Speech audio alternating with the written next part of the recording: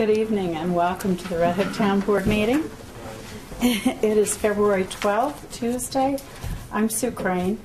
Please rise for the Pledge of Allegiance.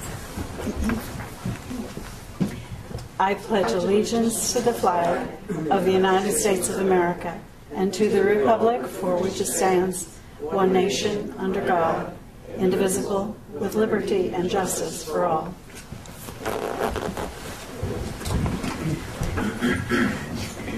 So as you can see, we've had a bit of a shift in where we're sitting tonight because I might break out into colossal coughing, and if I do, I'm going to exit stage left. And Councilman Ross, Deputy Supervisor Ross, has agreed to run the meeting for us tonight. What I'm going to try to do is, after the supervisors and clerks report, talk about announcements that I know. We have a couple of special guests that I'd like to introduce. And then Councilman Ross, because his voice is a lot better than mine tonight, will run the meeting. So bear with me. Okay. Want me to start then, Sue? Yes, thank you, Jim. Okay, thank you, Sue. I will start with the supervisor's report. I will begin with the opening balance of $2,378,184.88. Receipts, $226,293.35. Dispersed, $554,884.04, giving us a balance of $2,049,594.19. We'll look for budget adjustments.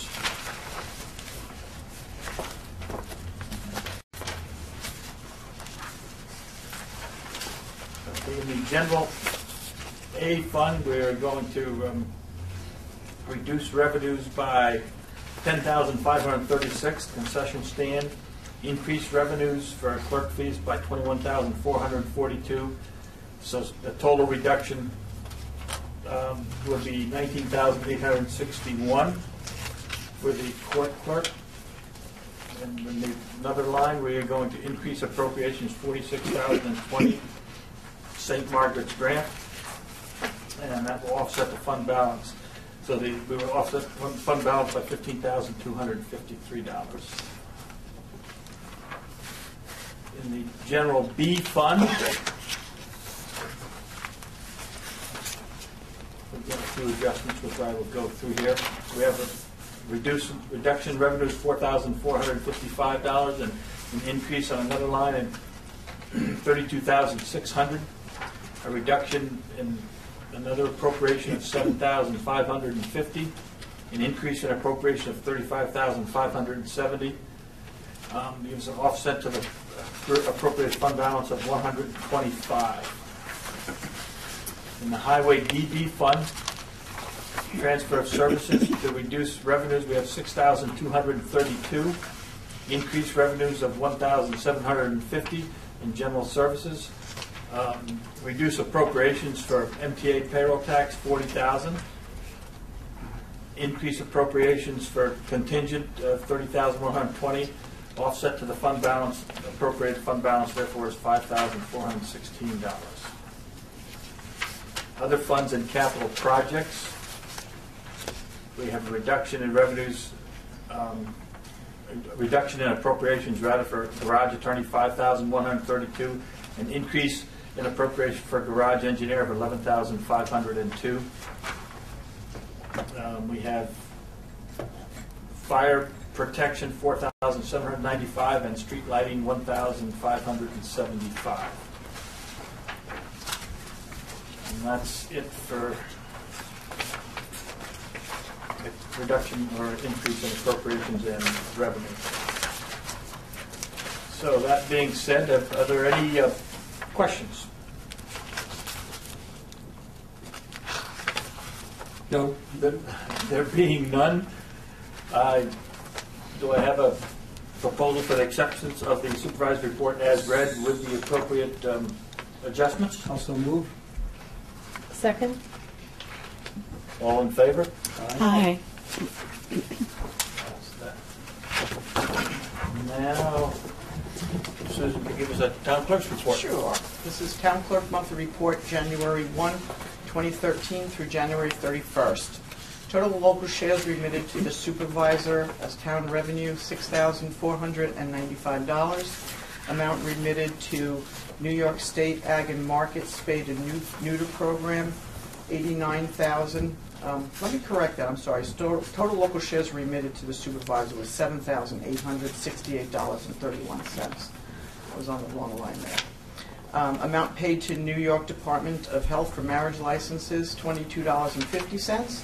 Amount remitted to New York State Environmental Conservation for $146.44, for a total state, county, and local revenue of $8,126.25. Pursuant to Section 27, Sub 1 of the Town Law, I hereby certify that the foregoing is a full and true statement of all fees and monies received by me, Sue McCann, Town Clerk, Town of Red Hook, during the period stated above in connection with my office. Now, I also have, I'm also collecting taxes right now, and as of today, we have collected and deposited $1,401,422.71. I've been able to issue 2 checks to the town for a total of $999,877.02. And the total warrant is for over $8 million, so we have a little ways to go. And then I'd just like to read January of 2013, January's abstract.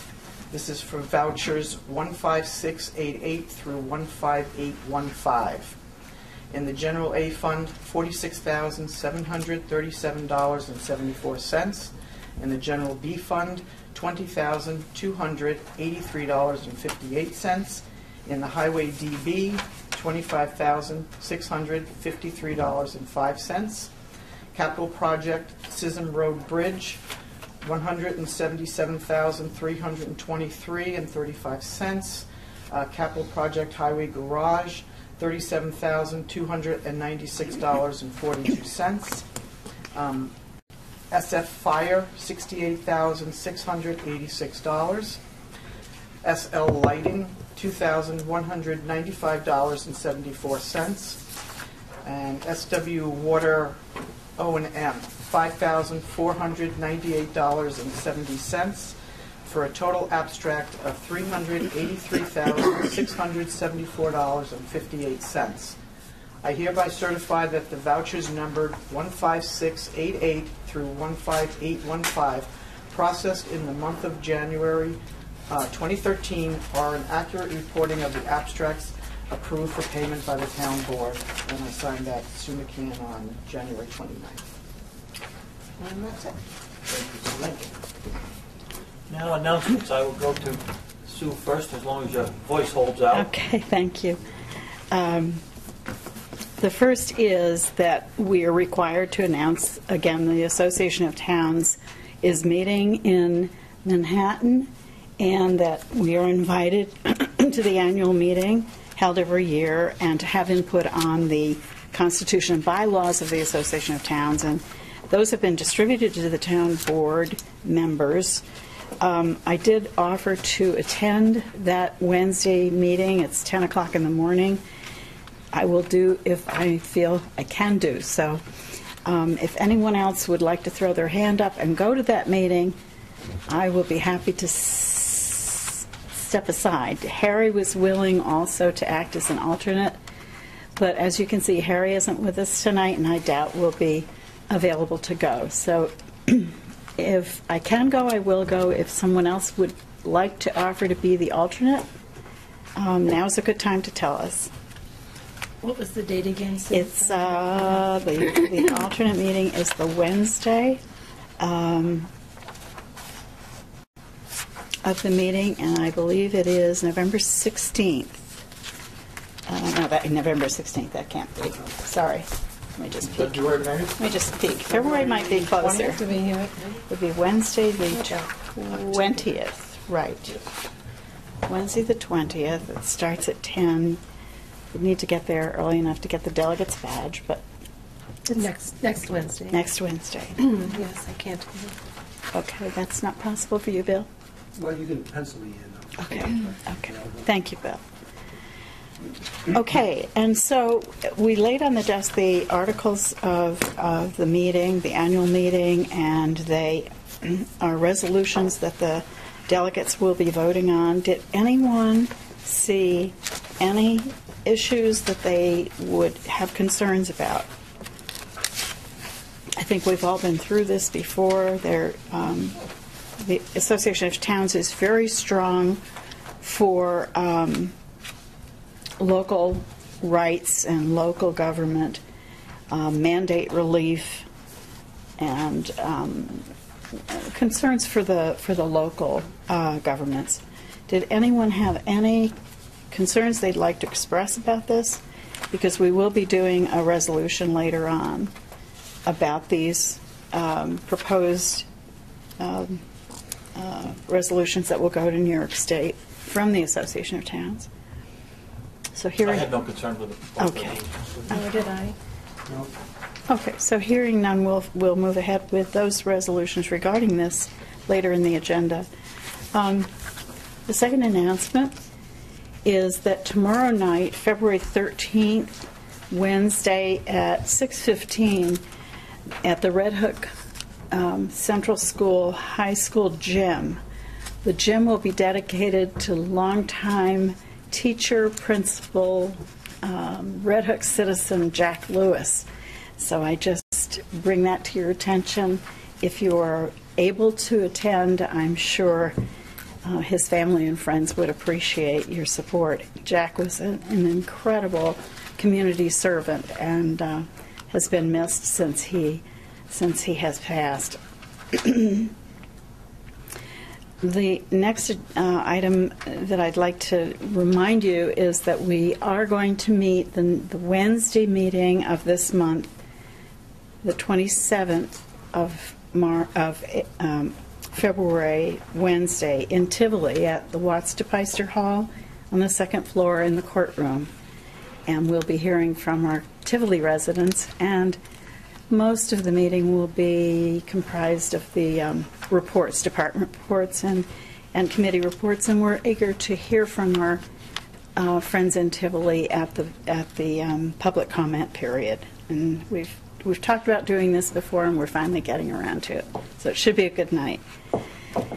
Our talented volunteer, Dick Franklin, is a master carver, and he has come upon a phenomenon at the Farmers Museum in Cooperstown, New York, which has a magnificent carousel, and I'll show this to you in order to illustrate what this antique carousel looks like. And what he discovered is available is there was space for various towns to be highlighted and featured on this antique carousel. So he has carved the town of Red Hook, a town of Red Hook offering. It has been accepted, and it will be installed at this beautiful, beautiful Empire State carousel at the Farmers Museum in Cooperstown. So we're very grateful to Dick Franklin, gifted guy. Thank you for all your work, and it's an amazing installation that his carving is now being researched or document. What do you call it when you the New York State Museum in New York is there's Cataloging? Cataloging. I forgot. There's a word. You can tell I'm not dealing well, can't you?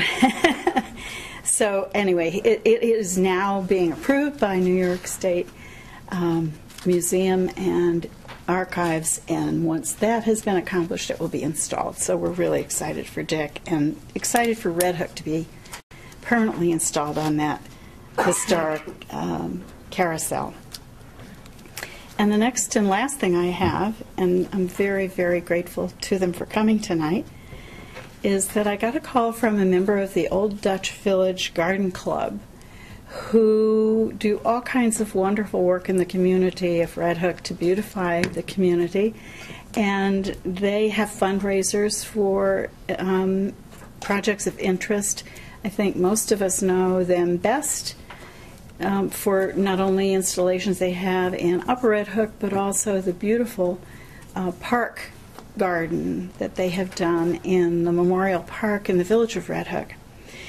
And they wanted to make a contribution. They specifically raised money for some gardening projects as spring and summer arrive. I think I'm saying this right, and I'm going to let you tell it. At St. Margaret's. Their names are Mona Matthews and Barbara Milonsky. Would you, whoever's going to speak, come to the microphone so that we can be sure and credit you on camera with what it is you're going to offer the town? And thank you so very much. Oh, thank you. Good evening, everybody. Yes, we have our garden, the Old Dutch Village Garden Club, which we did over last year, and we're very proud of what we've done with it. And I am a member of the garden club, and we have a check that we are given to give to the town of Red Hook for St. Margaret's, because they're doing such a phenomenal job there doing it over. It's such a beautiful building that's been empty for so long. It's great to see the beautification of it. So we want to give a $200 check to you to give to St. Margaret's to beautify their garden. That's lovely. Thank you so very much. Mona, that's just great. Sue McCann can receive that, I think. Thank you so very, very much. That's a wonderful gesture and a symbol of the kind of volunteerism that's active in Red Hook and the thoughtfulness. And we're glad that organizations such as your own appreciate the historic preservation as we continue to try to get it done. It's been a monumental task with that building, and we're glad to see it. Thank you. So I just want to mention that we're celebrating our 60th anniversary this year. Hooray for you. That's wonderful. Good for you. Well, thank you for everything you bring to the town of Red Hook. It's a wonderful organization that's made a difference for many, many years. 60, I did not suspect. 60. Almost as old as I am. That's good. Thank you both very much for coming. And please convey our thanks. What we will do with this is we'll put it in a special fund that will be the St. Margaret's Fund. If you wish to have it identified as for gardening only, we can do that so that that's how it'll be expended, and you'll probably be called on as we can make those improvements to be consultants on that project. Great. Very good. Thank you. That's terrific. Thank you, Jen. That's all I've got. Okay, thank you, Sue. Brenda? Just a couple of things came up at the Trails meeting last week, and that's a tentative date for the Tour de Red Hook. That's the annual bicycle ride they sponsor is May 19th. And a tentative date for the spring cleanup is April 20th. And also the Red Hook Arts Network folks are having a film festival on February 23rd. It's at the Firehouse, and you can buy tickets around town, but I do forget where. I think they're available at the library. They're available at the Red Hook CAM. Taste Buds. And Taste Buds. If anyone needs them, I can get them because I know Great. who's got See them. Sue. So just let me know. Or see www.rhcan.com. Great. There you go. That's all. Susie, do you have any? No. Bill? And I don't have any, so we can move on. We're open to public comment now. Does the public have anything to comment on? Anything that we've spoken about or anything at all, actually?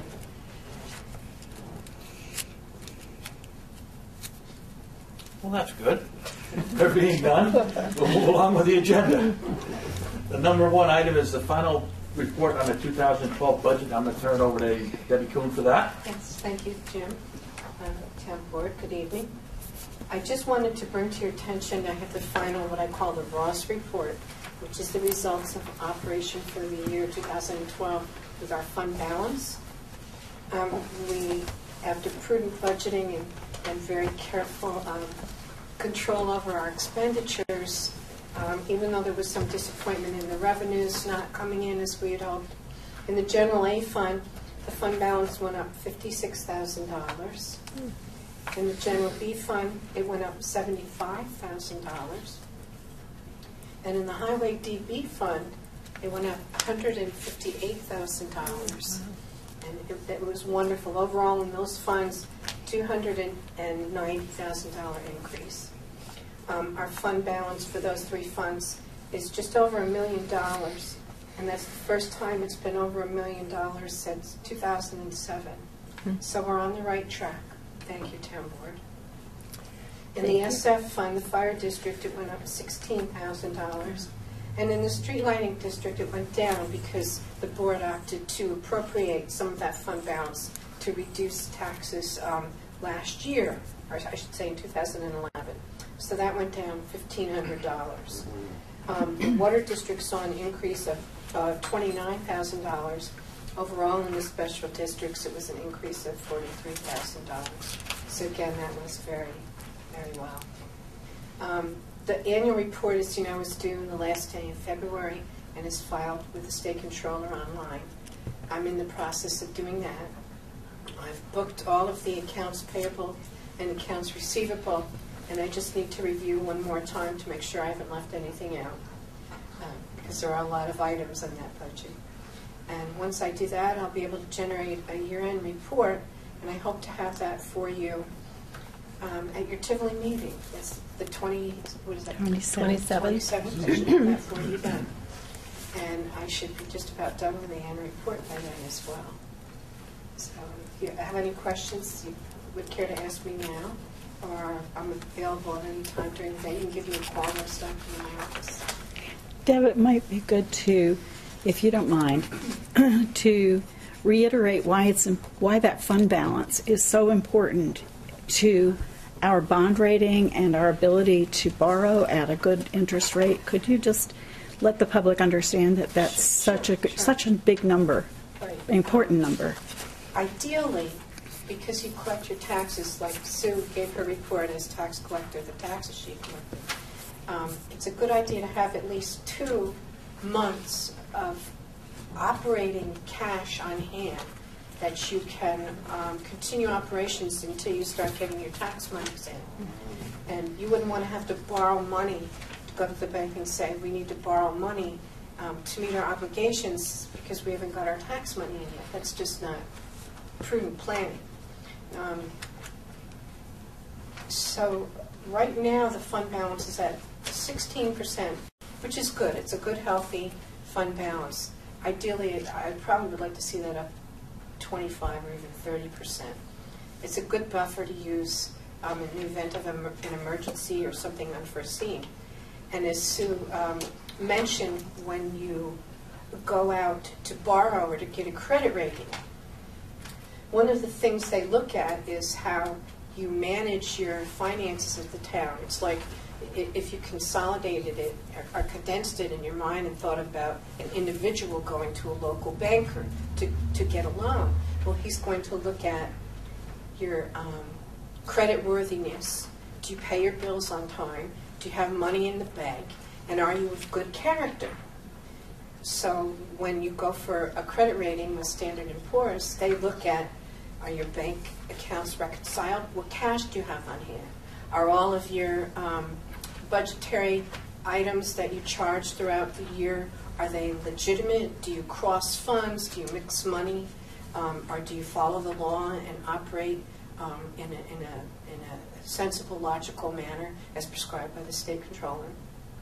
They look at the town board, look at the resolutions you've passed to make sure that any capital projects you've initiated are followed through, that your attorney is involved in your borrowing throughout the year. They look at your debt. How much debt do you have? Are you overextended in your debt? All of this is taken into consideration. So the fund balances are very important and are just a part of what they look at when they issue credit rating.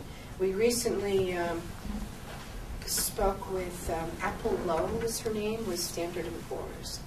And Sue again went through the interviewing process. and I provided them with a lot of the paperwork and background on the operation of the 2011 year. And we were very pleased with the result that the town retained its AA- rating. It's a very good rating. The outlook was still negative. We didn't like to hear that, but Apple also said some of the data I had sent to her reflecting 2012, which they'll look at this year, they'll look at, in 2013, they'll look at 2012. She said it's indicating that we're operating, it's very strong, and she was hopeful that for the next time around they'll get rid of that negative outlook, which is, I think they should do it now. I like the way things look. I think the town board should be very proud of what they've done. Thank you, Deb, and we're proud of you. I think we can certainly thank you, Deb, Thank for you. being on top of it all the time. And that has managed to made it possible for us to borrow money at a very reasonable rate for as many years as I can recall because of that prudent management. Okay, well, thank you very much, Deb. Anybody have any questions, Deb? No. It's pretty clear. Thank you. Okay, the next item on the agenda is the Energy Star proposed local law amendment. Do any of you guys have a copy of that? I'm not exactly sure. We don't have a good draft yet, but we just Okay. wanted to update people on what was in the works and why this is happening, why we're examining it again. Should I go ahead? Oh, yes, please, Brenda. I'm sorry. So the Building and Zoning Department became aware that the Energy Star certification has been updated to version 3, and it includes a couple of elements that our Building and Zoning Department felt we may not want to include, such as a water management checklist and some special requirements for certification for HVAC installers, and the department thought that that would hurt our local people when they would, like to do installations, and suggested to us that we consider perhaps going to just a HERS rating index, which is a measurement of the energy efficiency of a home, rather than going through the whole Energy Star certification process. So Chris and Victoria and Steve Cole and Bob Fennell and I have been discussing this, and we're working on it. We have a really rough draft, but it's not ready to bring before the board yet. And we just wanted to keep everybody updated, especially with the new developments coming along. We wanted to just put out there that we're examining this and considering going to a rating index rather than Energy Star certification. And today I spoke with a man at the Department of State in the code enforcement area, and he's going to help us work on this. Great. And that's it for now, I think. I think it makes a lot of sense. It sounds like it'll simplify the process and It will be and much simpler. Won't exclude any of our local contractors or what have Right. you. But Yeah. okay, the next item on the agenda. Thank you, Brenda. You're Is welcome. town lighting district discussion. Well, we kicked it around for a while. You guys don't mind me just starting off with that. We were all kind of confused as exactly, within the town there's what we call a town-wide district. And what that is, that's streetlights throughout the town, more or less on major intersections of county or state roads or things like that, that are basically there for public safety issues for the entire town population. That's a town-wide. Every one of us pays for that in their tax bill for these streetlights. Then there's what we call the consolidated lighting district, which are different districts, such as developments and things like that, where there are streetlights in there that were put in at the time of the development that are paid for by the consolidated district, not just by one development, but if they're, for instance, Linden Acres is in the consolidated district, College Park is, Forest Park is, and so on. And the cost to Central Hudson of operating and maintaining these lights in all these districts together is divided up by all the taxpayers that live within the consolidated district, which there are a number of them. And what brought this to an issue was Echo Valley, I believe, had 4 streetlights that we all had presumed are part of the consolidated district. Well, they were not. They were part of town-wide, so the town board's been working to, 2 of the lights they've already been taken care of, have they not? And 1 light has been put there that will be part of the town-wide district. And then the other 2 lights, and Chris gave me a thing, we have to decide exactly what that will be. That will become part of the consolidated district. And since they were never properly brought into the consolidated district, that section of the town, that development will then become part of the consolidated district. And that's pretty much it. And Sue and Debbie helped me a lot with I got these little maps and then a list of all the streetlights, because we got big maps from Central Hudson, but that was confusing to go through that. And basically we have basically 3 districts. We have the, as I said, the consolidated district, we have the town-wide, then there's a separate district that is through Bard, that Bard College pays for those lights, because they had them put in back in the 60s. And they pay for all of them except the lights on the end that are on the major intersections, such as Dutchess 103 and Route 9G. They are part of the town-wide district that all the taxpayers in the town share, because that's a safety issue for everyone. Does anyone have anything else to add? And really, I've verified a lot of the fact that the people within these districts are, taxed appropriately. The only, the thing that really brought it to head, but we were all unsure of, was the lights through the Bard campus and through the Echo Valley area. And the Echo Valley is the one that we have to bring into the consolidated district yet. And in speaking with Chris just before the meeting, we have to decide exactly what those street lights will be, and then speak with Central Hudson as to what the cost of that, if they have to, new ones have to be installed compared to what are presently there. That's right. Do you have anything else to add to that, No, I Chris? would just say that we appreciate assistance from Central Hudson in providing a lot of information about their existing streetlights and coordinating with us and providing background information on which lights are being built exactly how, so we can make sure that they're being done correctly. Right. So I guess, are there any other questions from anybody from the board? Or? No. Well, was there any resolution about the lights that came down on Echo Valley Road, or is that a separate Well, we topic? previously on that one, there were 2 lights, and so the determination was that there was a pole on, was it on Willard? 199, or was it just off of 199? I believe it was just off. There was one on either side. Right, We and so had. that pole is where the light was then installed on the, on the town, because it's the entrance there. It's not along the road, it's actually at 199. So at the town's request, that was either, the light was installed on that pole, and then they, I guess, did not need then, they felt that they did not need 2 of the lights that were originally in the entrance there to Echo Valley, to that area, and Central Hudson felt that that was, adequate lighting there, and I think the neighbors who came to that discussion that we had at one meeting felt that was going to alleviate some of their concerns with lights shining in folks' windows. Right, and we all, the board, I guess it was a couple of meetings ago, felt that should be part of the town-wide district, that every, because it's a safety issue, 199 and Echo Valley. Then I believe there's just, isn't there at the present 2 other lights that are within that development that is going to become part of the consolidated district, because apparently it never had been. And I guess the question is, as Chris said, the types of poles or what have you that were installed then have to be replaced. We, the board, possibly with the help of the people that live in that community, decide what they want for streetlights and then factor out the costs. And because in all fairness to the consolidated district, if there's a large cost to install new poles and so on, that should be borne by the people in that development, not the whole consolidated district. So that's what we have to work out, basically. Right. So ordinarily, these lights are put in when the development is built. Right.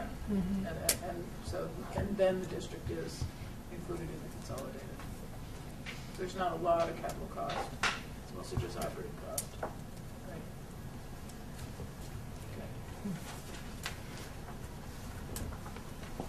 Okay, I guess that pretty much covers that.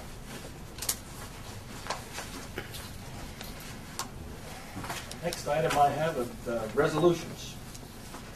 The first resolution ever was a consolidated lighting district, already setting the public hearing for Echo Valley Road. And Chris, would you rather that we figure out exactly what we want for fixtures before we set that? Yeah. Or do you want to set it and invite, what are there, 38 lots or something like that in that development that would become part of Before it? we publish a notice, we really need to have the details sorted out, so I think we need to follow up with whatever you would like to request from Central Hudson in terms of an order, and then make that a part of the proceeding, so we could take that on for February if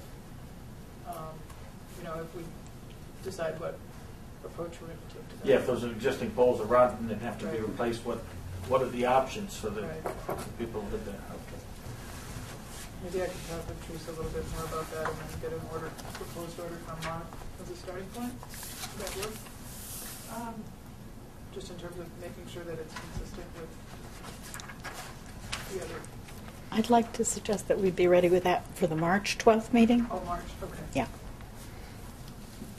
Oh, yeah, you have a lot on. Thank you. You have Yeah. a lot on February. Right. Okay.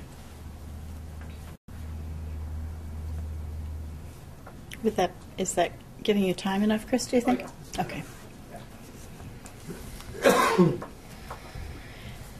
Okay. Okay, next item, approve the Association of Towns annual meeting, the amendments and bylaws that they've proposed to come up before that Wednesday meeting that Sue spoke of. And we all got a copy of those, 2 weeks ago or something like that. And I have no problem with any of the proposed ones. It seems like all the good ones pass every year, but it doesn't seem to make much difference in Albany. But at least I know we're still looking. So I will move that we approve the Association of Towns proposed amendments to the bylaws and the legislative resolutions as presented to us. Second. Any other comment or questions or anything? No. Then all in favor? Aye. Aye. Well, that is a point of order. Is that going to be mailed down, or do we deliver that? How do we respond? In order to vote, the delegate has to be there, Delegate has to be there to vote that day. which is But why This that, is an authorization for the delegate. That's Yeah, right. then So we don't send it down separately. no. You Yeah, I don't have to, think you that- have to be I think present. You have to be present. Have to be Right. present. The next item here is approval of bus stop sign and shelter IMA with Dutchess County for loop signs and shelters in the town of Red Hook. Is that this Exhibit A I have, Sue? Yes. Would you like me to, I'll read that. Put my little cheaters on to make the reading a little easier than I have. Dutchess County Bus Stop Sign and Shelter Program. Dutchess County has and is distributing bus stop signs and shelters for use throughout the county. The signs and shelters are placed along fixed bus routes to identify the location as a bus stop and to offer shelter to passengers. The signs and shelters are funded with Federal Transit Administration Section 5307 New York State and county funds. All bus stop signs and shelters are the property of Dutchess County. However, they are leased to, insured by, and in the care of the municipality in which they are erected. Which we have to, in other words, we'll have to maintain the bus shelters and so on. Right. Okay. A municipality that wants a bus stop sign, shelter, or other amenity must apply to the county for them.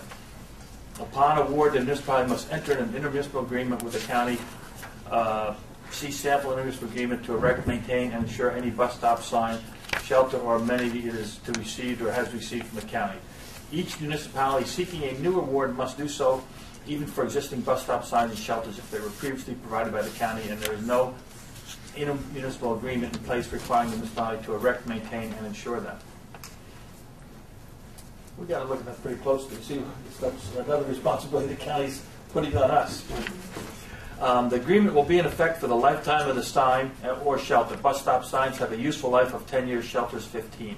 The program will establish a useful life for amenities on a case-by-case basis. Some agreements will be ongoing as shelters and signs are replaced. Various factors are taken into consideration in establishing the bus stop location hierarchy. A primary consideration in establishing the location hierarchy is the number of boardings at each stop listed on the Dutchess County loop bus schedules. Stops that have a high number of boardings on average will be ranked higher than stops with a lower number of boardings. The demographics of the passengers using the stops will also be considered. If there are a high number of senior citizens or people with disabilities who may need to sit to wait for a bus, this will be factored in. Communities which enter into the intermunicipal agreement referenced above may also receive for bus stop signs that do not have a shelter. Bus stop signs are to be erected, maintained, and insured by the municipality for designated bus stops listed on the loop fixed route bus. The New York State Department of Transportation may assist in erecting signs and shelters as needed. Dutchess County Mass Transit manages the bus stop sign and shelter program and may, in its discretion, make changes to the program. DCMT will facilitate the delivery and monitoring of the bus stop signs and shelters. DCMT will also assist municipalities in erecting the shelters as needed. Do any of us know if we have any proposal for shelters or anything like that? That's Exhibit B, if the next page, I think, or maybe the back side of that. I didn't get it. I didn't Okay. get an Exhibit B. Okay, she may have missed that. Currently, it says, currently there are no existing bus stop shelters or other amenities in the town of Red Hook.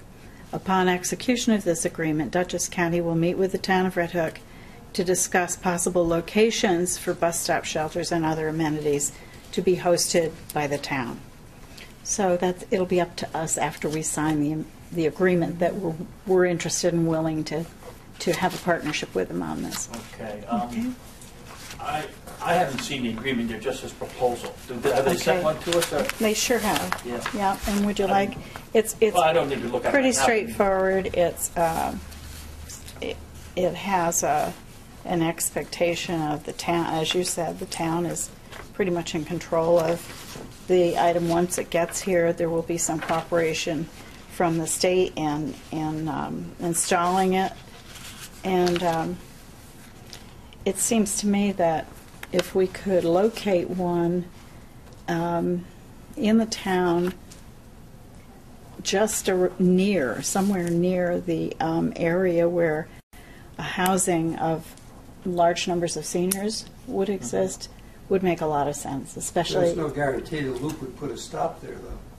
No, but I think the objective is that, the loop would pull up to that area, and it would give the whoever the persons are that congregate for that bus some shelter. So we could, based on this, we could have influence with the Oh, county yeah. and then have Yeah, a we look. can decide yeah. where we want it. Yeah. Yeah. Think. We had talked about a couple of locations, and one being by the main entrance to Bard on 9G, and another being at the intersection of 199 and 9G as the loop bus turns to come in toward the village as they're coming from Tivoli. Another discussed location was at the intersection of Rokeby and 9G, Route 9. Okay, down by Conway's down there. Mm-hmm. And I spoke with Cynthia Ruiz, who is with this transportation group, and she suggested that, well, of course, it would be nice to, and I guess that's a priority, that they be placed where people get on and off the bus, but they don't have those numbers. Yeah, my question is, I've never ridden a loop, so I don't know. How do they do it now? Does somebody just wave the loop over? Is that how they stop? Yeah. So I would think then that the bus drivers on those routes have a pretty good idea of where people generally get on. Mm-hmm. And that should certainly have a big influence on where we put these. Is my first question. Another question I have is that I believe that the intermunicipal agreement and our proposed liabilities we should run by our insurance carrier. Mm-hmm.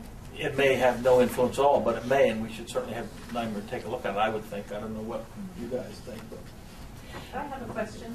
Does anybody know what the maintenance part of it involves? When I they don't say even the know what town the proposed maintains shelters look like at this point. I had pictures, and I forgot to bring them. I apologize. They have a description of what the maintenance might be? I haven't, unless it's on this contract Sue received. They talk about a 10-year lifetime, 15-year Yeah. lifetime. Yeah, but they also talk about costs, and I haven't heard any sort of numbers. They don't give us any. Yeah, no, they're free, the shelters are free for us. I mean, I'm sure they cost the county, so indirectly they cost us, but the town doesn't pay for the shelters. Tivoli got one installed, and Under this agreement, have we got one installed? Well, Yes. there are, The loop bus for Bard College stops across from Klein Commons, and they already have a bus stop there. In fact, they just put a brand new one in. They ripped down the building. They had a bus stop, they took down the bus stop, they put up a tent, they tore down the building, then they put in a concrete pad, and they put up a new building for a bus stop for the kids. I like actually it was an artist bus stop that they had down there, but it's on Annandale Road, and it's not near 9G, and the kids all congregate there. That's their And the bus. loop That's bus stops That's there. their bus stop. yes. So Tivoli has already signed an intermunicipal agreement with the loop buses? Evidently, because it's theirs been has been up. delivered, yeah. It- There is the question that Teresa had can be answered, actually. There is a commitment on our part to remove all ice and snow from any sign or amenity and from any shelter, including its roof and sides, promptly after any ice is formed and snow has ceased to fall, and shall comply with all requirements in connection therewith. There should not be advertising placed upon it or any sign. So there are guidelines for the community to maintain and try to, keep an appearance. The top is curved, so I don't know how hard that is then to keep it clear. It's like an inverted U. How long has Tivoli's been in place? Weeks or couple months maybe. They had some, they needed a light, I think, so Bard donated a light for them. It's by their park. Is it for the Bard shuttle or for the No, Dutch it's for County the loop loop. bus? It's for the loop bus. I think it's for both of them. I mean, Bus was stopping- Bard students ride the loop bus to Poughkeepsie? I believe some of them ride to Rhinebeck for medical services or Or into other Red Hook. services.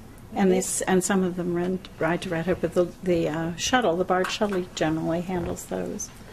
But I think for medical services, many of them use the loop bus who have no cars. And the village asked the county for this information the same time we did, so I think they were getting ready to sign the agreement. Have you seen the agreement, Chris? Would you like to, yeah, you have, right? No, I haven't. You haven't seen it. Well, shall we table this until next time with allowing each of you to read it? There's no urgency about it, except for those people who stand in the snow and wait. Well, I won't. Shall we? You put it on the March 12th meeting? Well, one of the things that We can? you can certainly consider, I mean, it sounds like,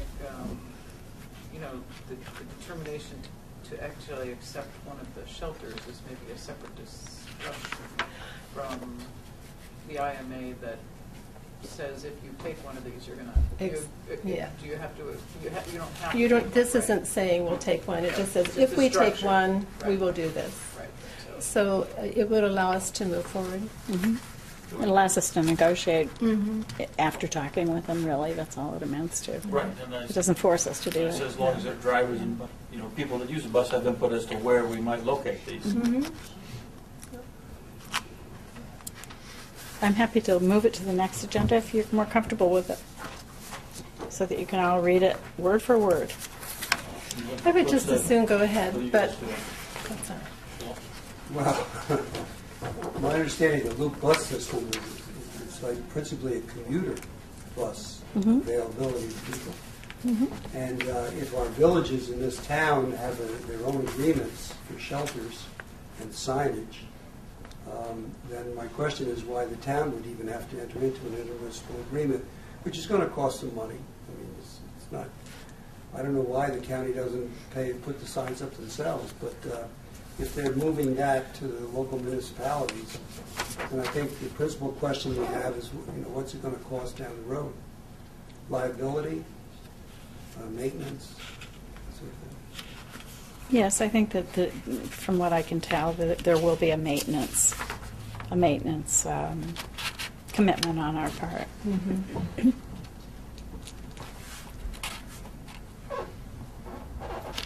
Liability. Yeah, I would ask it be put on the March 12th. So we can- That's fine. So we can look at that and be prepared to, at that time then, to say yes, and then start talking where we might want to locate the shelters and stuff. Does that make sense? Sure.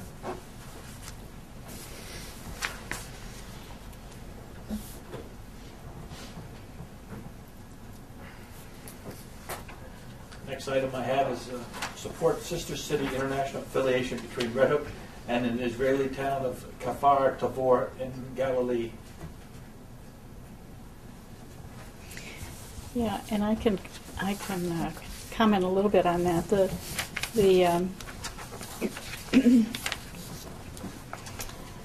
The Sister Cities Committee, as you remember, was brought to us from several people at Bard who were involved with students who were committed to a small town in Palestine, and it was originally their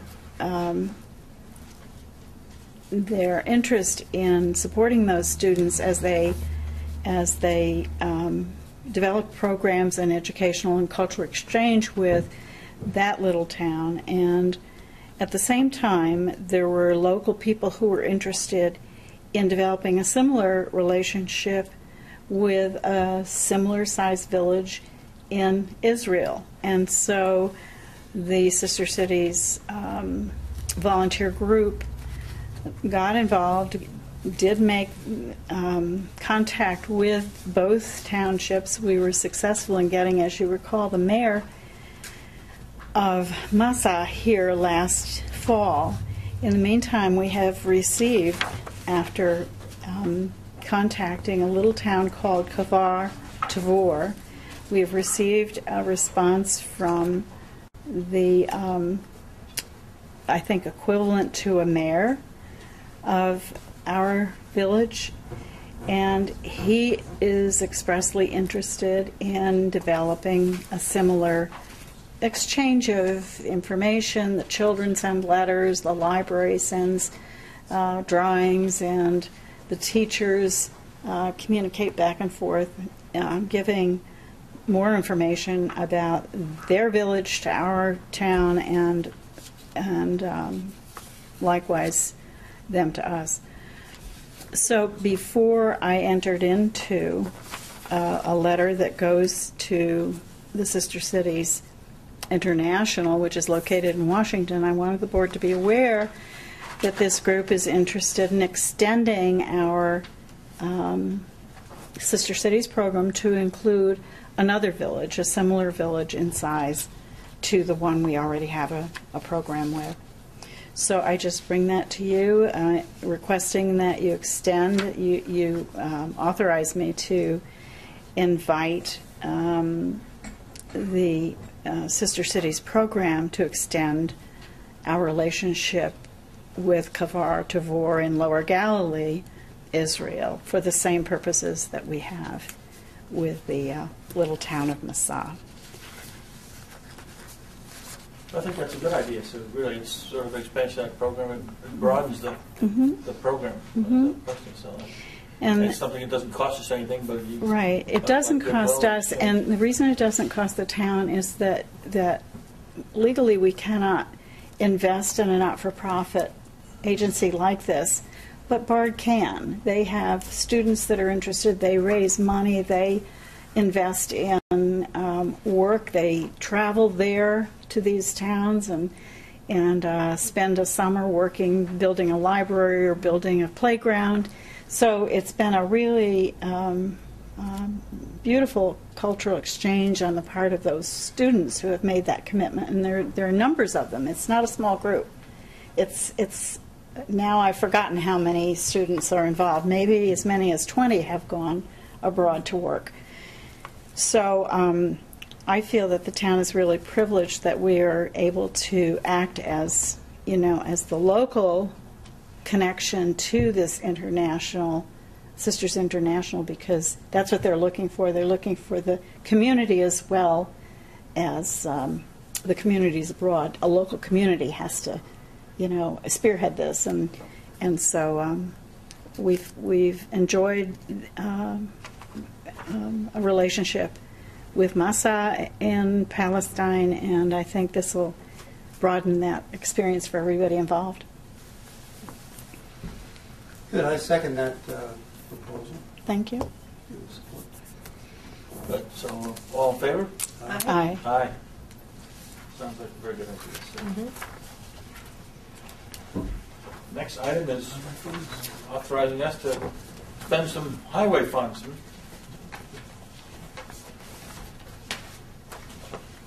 you want to explain any of this to us, Teresa, or just? I'm not sure what you have there. Okay, I've got for Okay. Do you have town anything? roads, we've got the sum of Oh, I'm sorry, 56,758 yes, miles. the Yep. county authorization. What we've done is we've put town roads as a blanket term.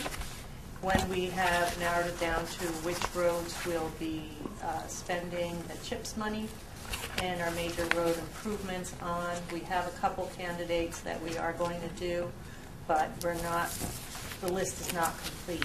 At that time, we are allowed to make an amendment and put the specific roads in that we have funds for. So that's what that agreement is before you. Typically in the past, last year we did the same thing. We went on to do Hateman Hill Road with the CHIPS budget. This year we have some work on Oriole Mills, and we have some work on Woods Road, not Woods Road, West Bard. And they'll probably be a bigger project, but we have to identify which funds we're going to use for those smaller projects, see what's left, and then make our assessment for what comes next. To stay on schedule and to upgrading all of them and so on, yeah. Well, the As best you schedule, can, yes. yes. Schedule's stretched out quite a bit because of the economy and the lack of funds for everyone who's involved with road maintenance. But we're doing the best we can with what we have, and as soon as we designate how much for which project, we will be giving you another form which will have the details on. Okay. So is everyone here in favor of Teresa's proposal to do it that way? Yes. So moved. I second. Any other discussion? All in favor? Aye. Aye. Now, there's a spot for all of us to sign this at the meeting here. There's 2 pages, so I will Thank you. pass it to Bill and pass it on down. And I just need to get a copy. You have 2 copies there, right? yes, you hang on to 1 copy and leave 1 copy with Sue, Teresa. How do we work that? I think do they both go to the county, Sue, when one comes back after it's signed? Yeah, possibly. I can look that I up. believe that's how it's done. So They I'll have to give be both of signed them by to you, the county. okay? Sure. Sounds like a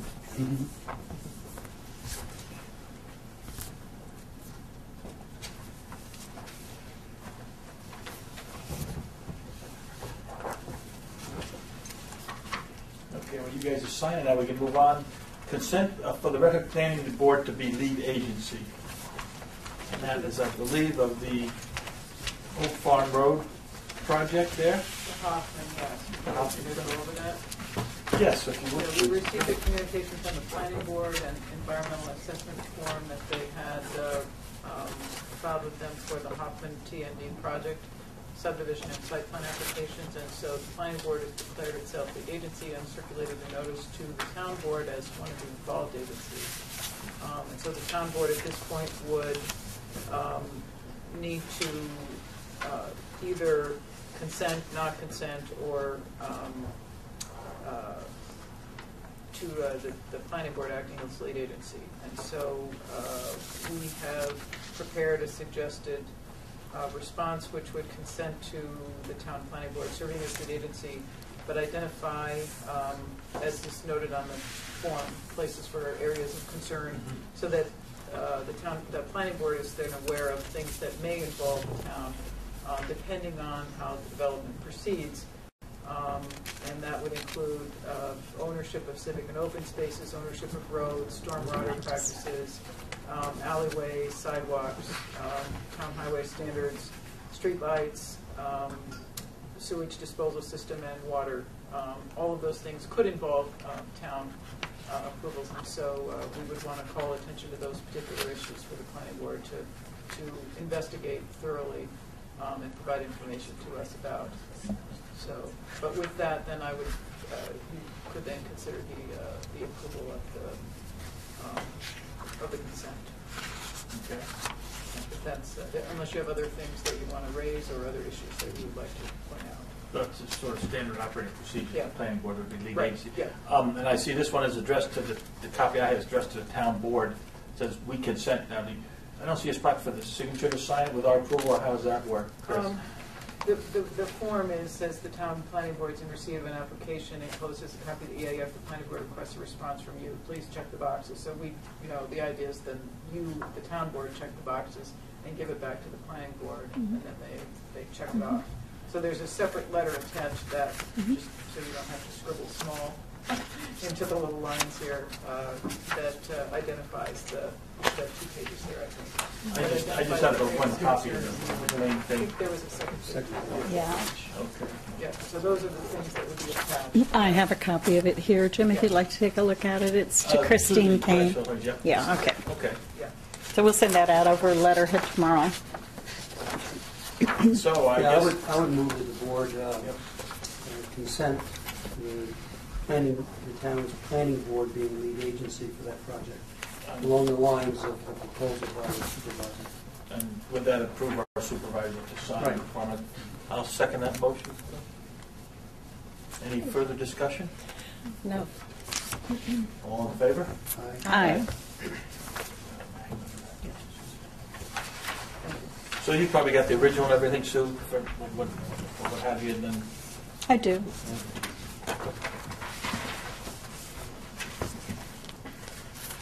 Next item I have is the Greg Farm Proposed Music Festival. Hi. My easel is at the United Nations at a World Peace celebration, so I'm going to have to use a chair.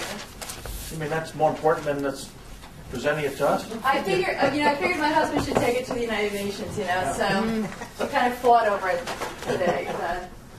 So I have some handouts for you guys so you're familiar with what I'm going to present. Copy for your records. Thanks, Jackie. Thank you.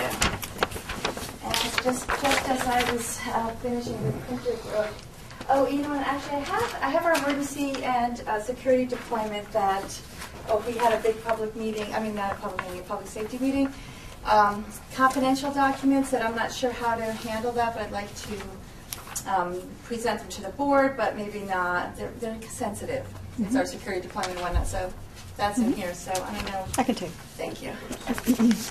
And before the printer died, I was able to print 2 of these, so maybe I'll leave one on this side and one maybe on this side. How's that? Great. Okay. Thanks, everyone, for seeing us. We appreciate it. We started in November. Zach Levy can't be here. He spends a lot of time in Virginia and the rest of the time in New York. So he's the CEO and president of Shireworks Productions, and I'm the festival director. And Jason's here as our public safety director, and of course Norman, who's the venue owner and our gracious host. So we would love to hold the Big Up Festival on the Gregg Farm. And recently in December we met with Building, Steve Cole, and Sue to discuss just in general, details of how it would work or what we'd have to do to comply. And on last week, February 7th, we met with sheriffs and police and fire and health to do our public safety meeting to talk about emergency procedures, public health, sanitation, and all of the things to make sure that it's a safe and successful event. There will be feedback from them.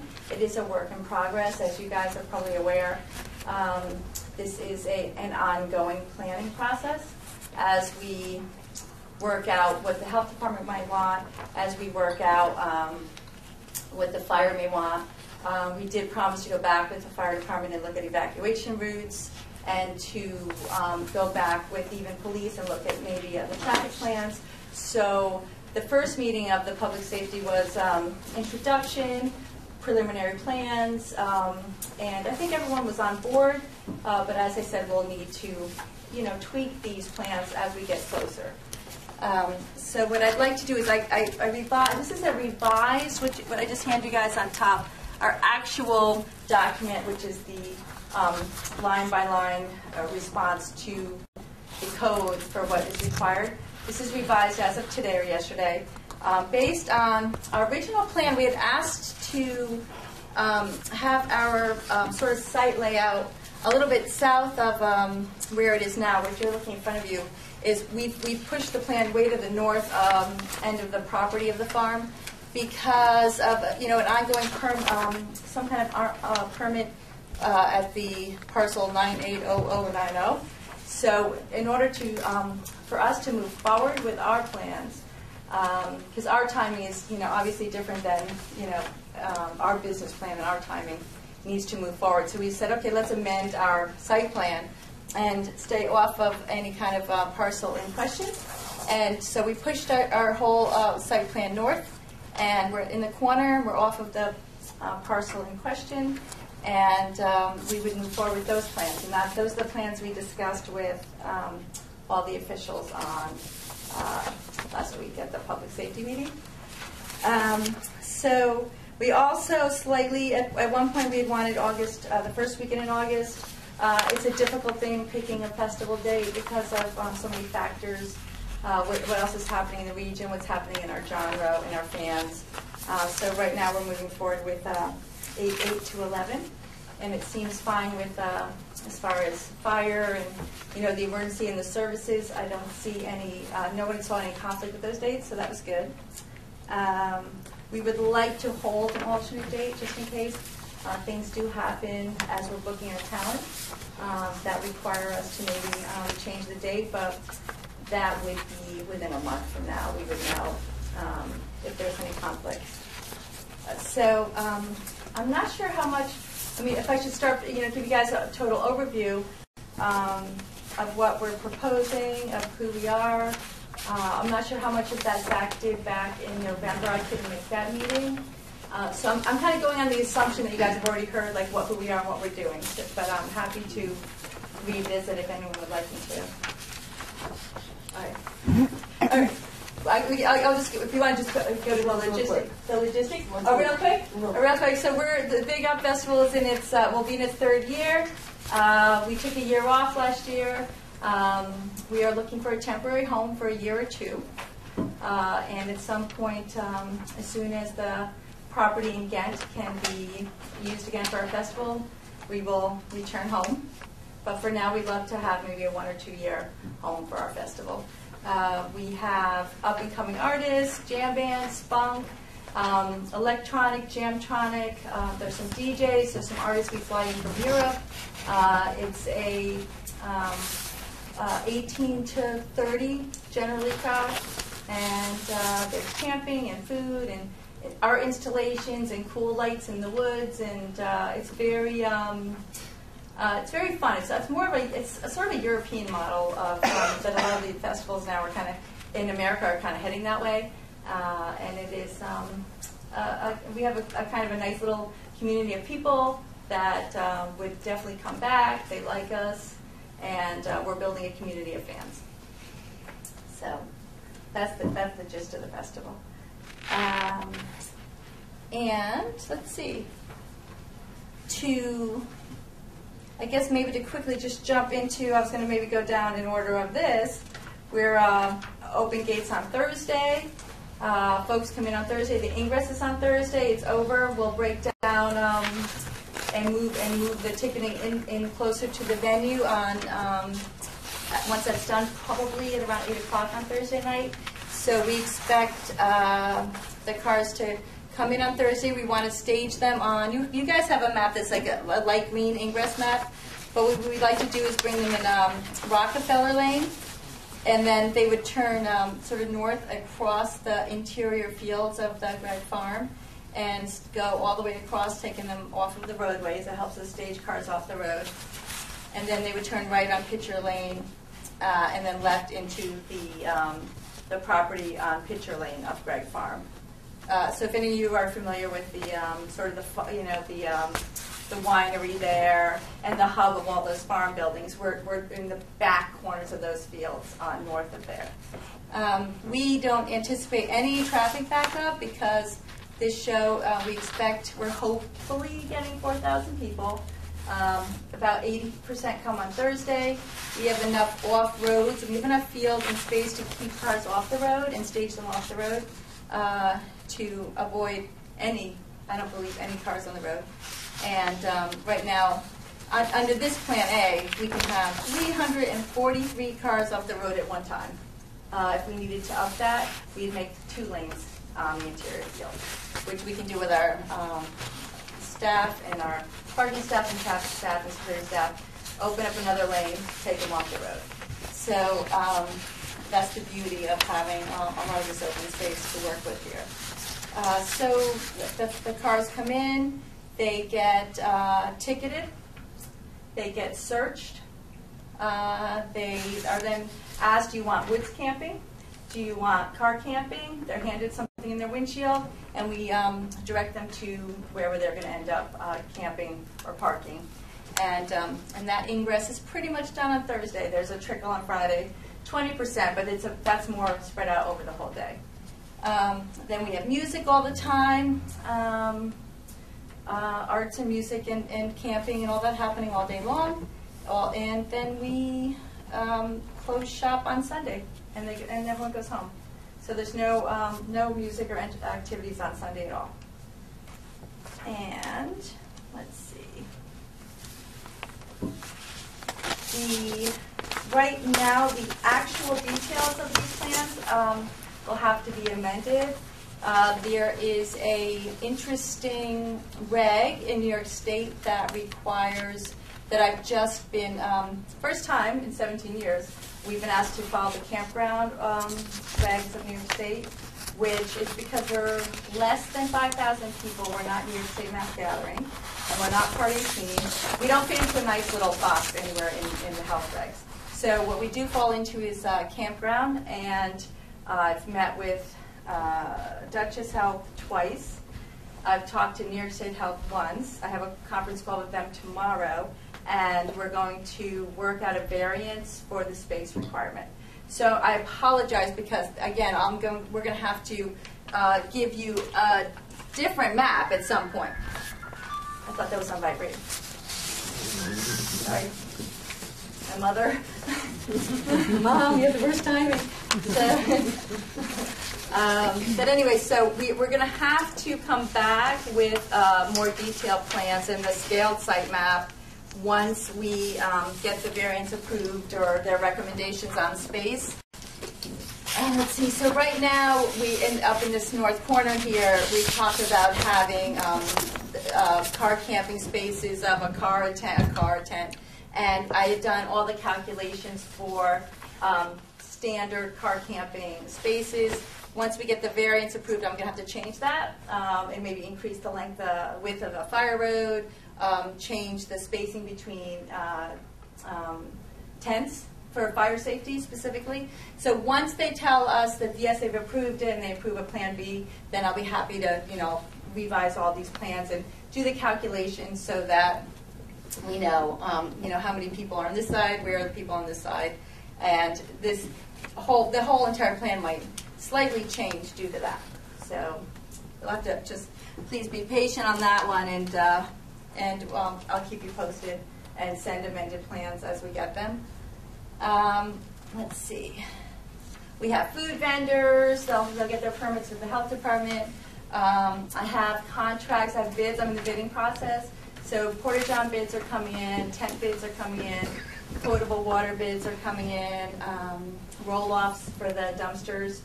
And all of those kinds of what we call ops vendors, all the operations and logistics vendors are, all the bids are coming in.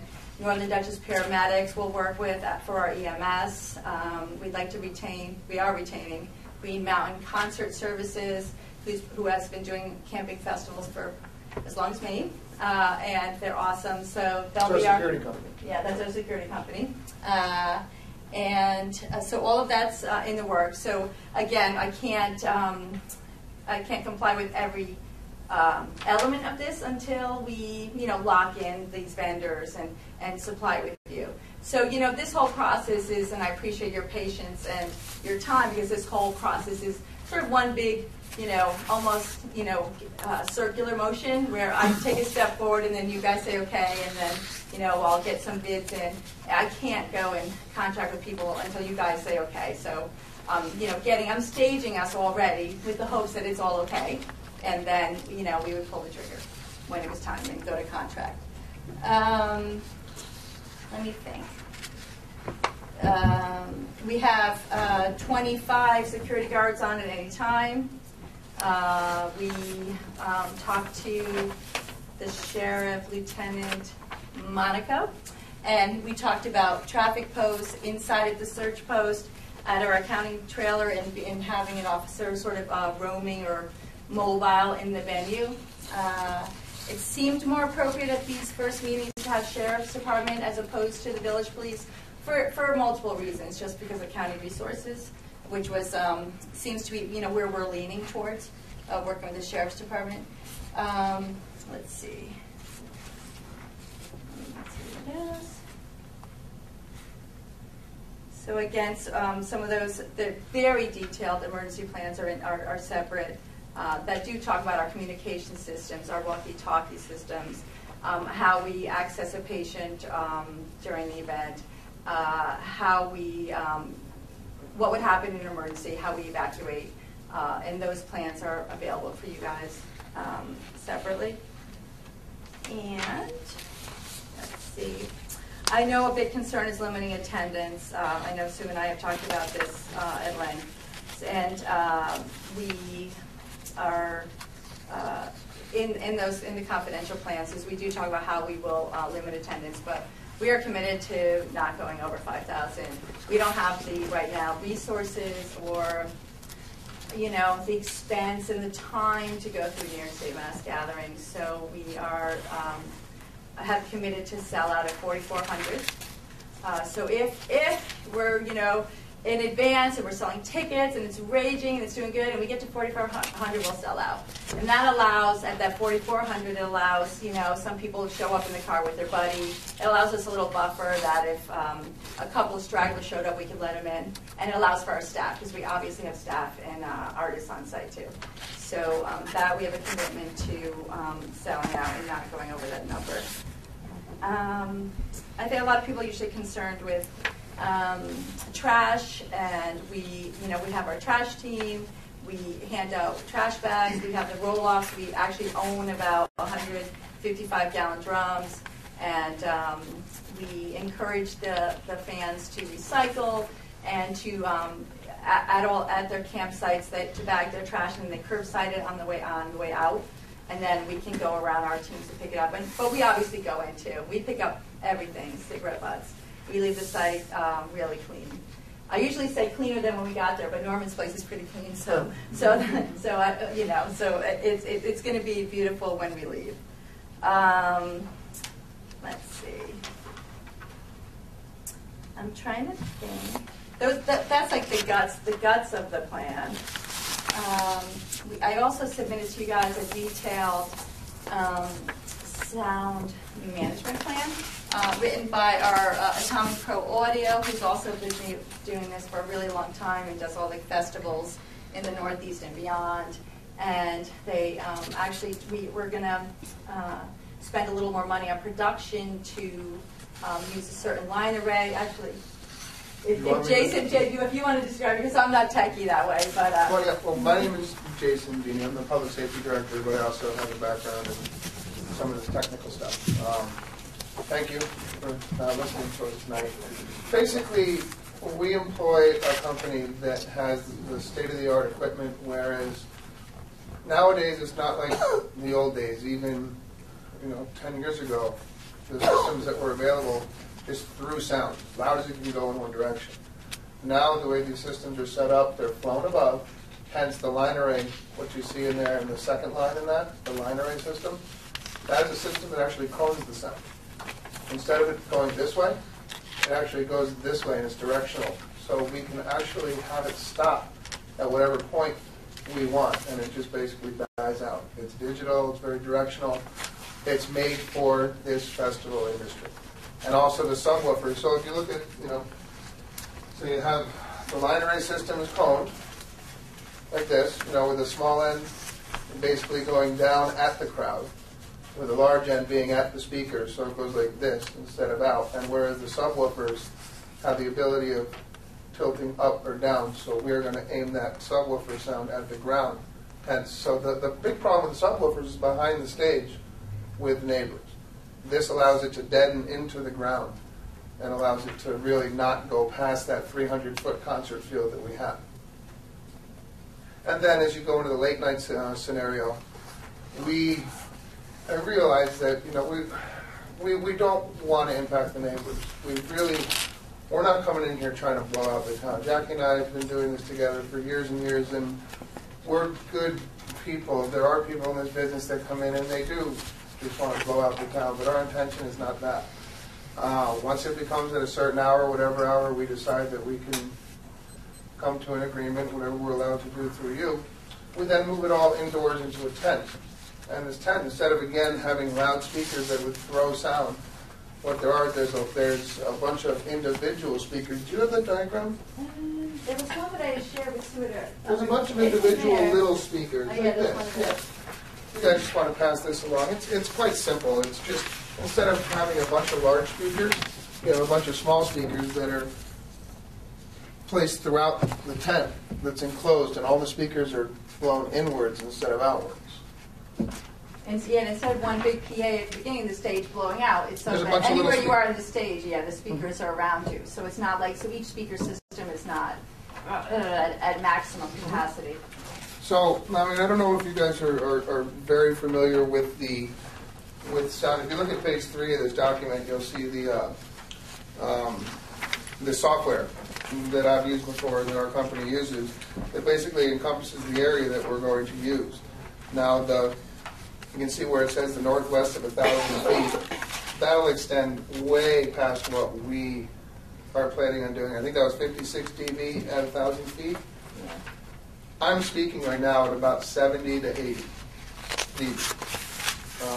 So you can imagine at our perimeters of our assembly area and our venue, the sound will be very diminished. And we will be able to do testing. We'll have dB meters on site. We can even show you those meters. You can even be a part of that testing. We want to make sure we don't piss off any neighbors. Pardon me.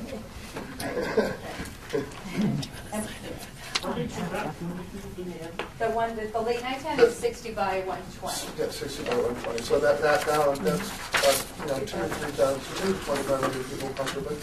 Okay, you have to get a permit to use that from New York State Department of Labor, Engineering Department. To use the tent? I know we have to go through the building department, yeah. No, you have to go to the New York State Department of Labor to use the tent. Okay. I'll give you the info. Thank you. Oh, yeah, thanks. Do you guys have any questions regarding the noise or the... People would ask, why is it necessary to have sound music all night long? I mean, if you have a 3-day festival, Well, I can say, aren't your people required to at least rest and sleep? they do, and they do that pretty much from about 6 a.m. to about 2 p.m. is our slow time. Really what happens here is, like she said, it's a European style. It's a lot of lights. When I was a kid, no. When you were a kid, no. Now these kids, they love these dance parties where it's like a disco all night long with flashing lights, neon lights. It's the culture, and once they get together in these summer festivals, they really enjoy the late night more than anything. It's really when the true character of the event tends to come out, and it's quite an entertaining spectacle sometimes. I will be asleep, and Jason will be on nights. Yes, and unfortunately, I can't go to sleep. Jason and Zach have the nights, I have the days, so It took me until I got older to stay up until 6 a.m. Because I stay up until everybody goes to bed. Will there be a lot of large buses, transporting people into the community from out of town? No. Oh, no. Pretty much our crowd will come in. They'll empty out any convenience store you have along the way and then not leave. And the last question has to do with the airport on the farm, Mhm. which has been the subject of stuff over the past year. Is that going to be used, or is that a part of your Actually, the testimony? ingress route, Yeah, the that- ingress route, we're actually, to take about, Where is it? down here. The lane, yeah, these That's lanes. just, we're gonna use it to stage about that much. They want to drive on it. It's not going to be used to fly on Yeah. it. Okay, because people in the community may think you're going to have people flying in and out of your festivals. No. We don't have any headliners or like that. No. There's no, who would fly in? Paul McCartney Well, no, I is mean- not coming to us. Who knows? But I mean, that was just, people will project like that. Right. Of course. So we're looking- It's mainly used to keep traffic off the road at all costs. Really, it's just, it's an overflow area. Yeah, it's a beautiful staging way to get across. Excuse me, I'm sorry. Yeah, and the tent, and so, the sketch talks about the tent and closing the sidewalls and doing, and we're tucked as far back as you can get with nothing but woods. And one of these, in the darker green scenario, I did a Google Earth measurement that says the closest neighbor is behind the stage a third of a mile. And the neighbor that's the closest to our concert field is actually, that's all woods right now, and it's the fire community cooperative, and I've talked about, well, I have messages, we're playing phone tag. And, Fire. Thank you, and they're actually interested in, doing some sustainable stuff with us, so I'm pretty convinced that that wouldn't be an issue for them. Well, and also in terms of noise levels, we have a number to contact. We have a community Our outreach hotline. number, which we started doing, about 8 years ago. Just so that people can voice their concerns. It's manned 24 hours a day, and we take it very seriously. This is our reputation. The last thing we want to do is burn you guys or us in the process. Because we would like to come back. So if we need to come back next year because the farm isn't ready again, we obviously would love to come back to wherever we were this year. So we don't want to burn a bridge. I think that's the logistics. Unless you guys have any questions, about security or our relationships with the police and the sheriff, like Jackie was saying, I'm happy to answer anything you have.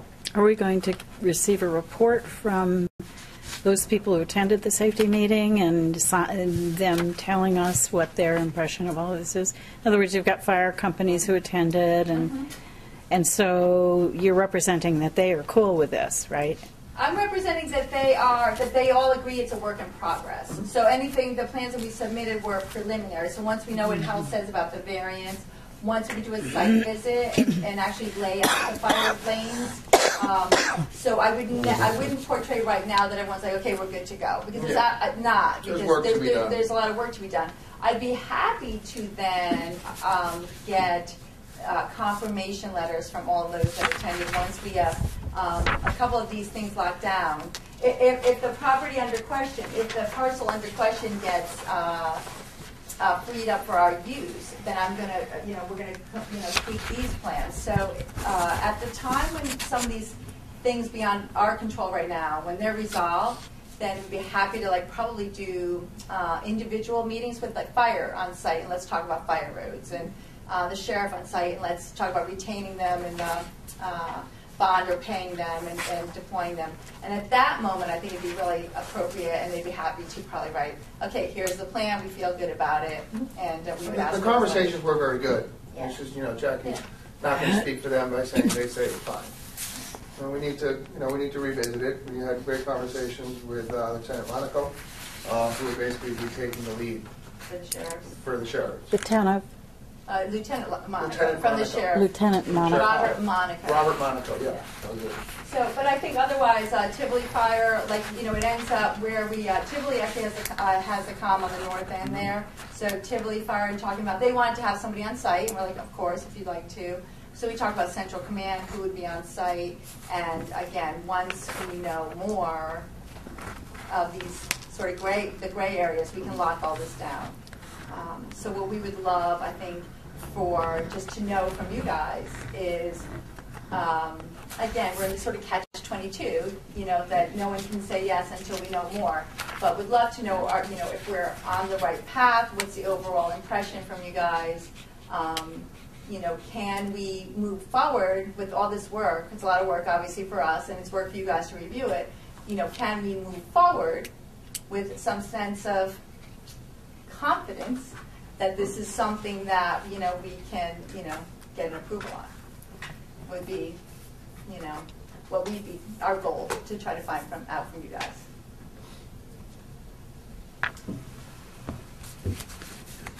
Public hearing. You can have a public hearing according to your law, and you should have a complete application before you render any kind of decision.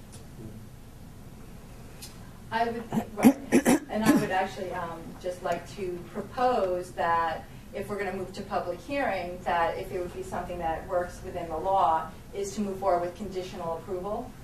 Conditional approval pending what the final health department says. We're not going to get our permit to operate from the health department until the week of show. The day before. So, if we can't, to move forward without any approval from the board, without a conditional approval, is, not conducive to anything. It wouldn't work. So what we'd love to propose in that situation is, which we do with a lot of municipalities, is get a conditional approval. So if you all decide that it's we're moving forward, things look good, we'd set up, if we're going to have a public hearing, all of that based on some sort of conditional wording that makes sense in your codes that would allow us to keep moving forward as a work in progress to getting all of the I's and T's dotted.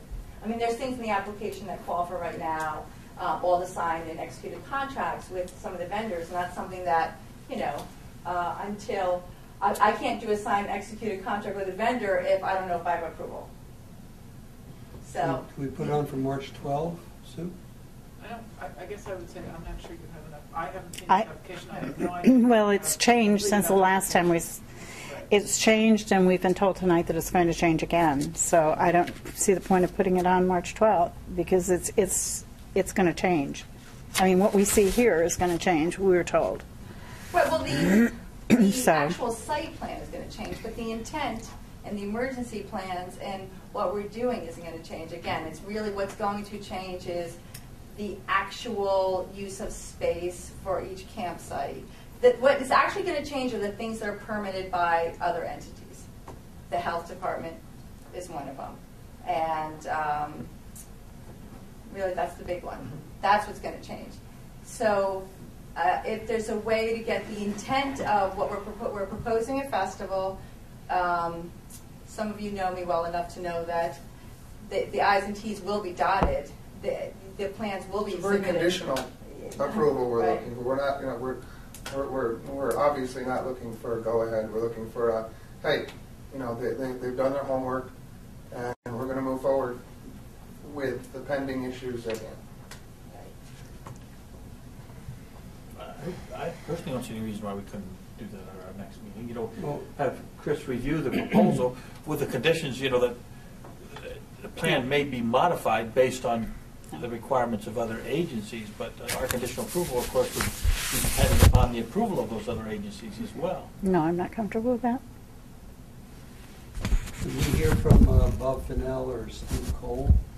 Well, Steve was at that meeting, but he's sick tonight. Steve was to be here tonight and was ill, so I'd like to kind of our building people. we haven't as yet looked at the security plan, whatever it is, and I understand the reason not. Right.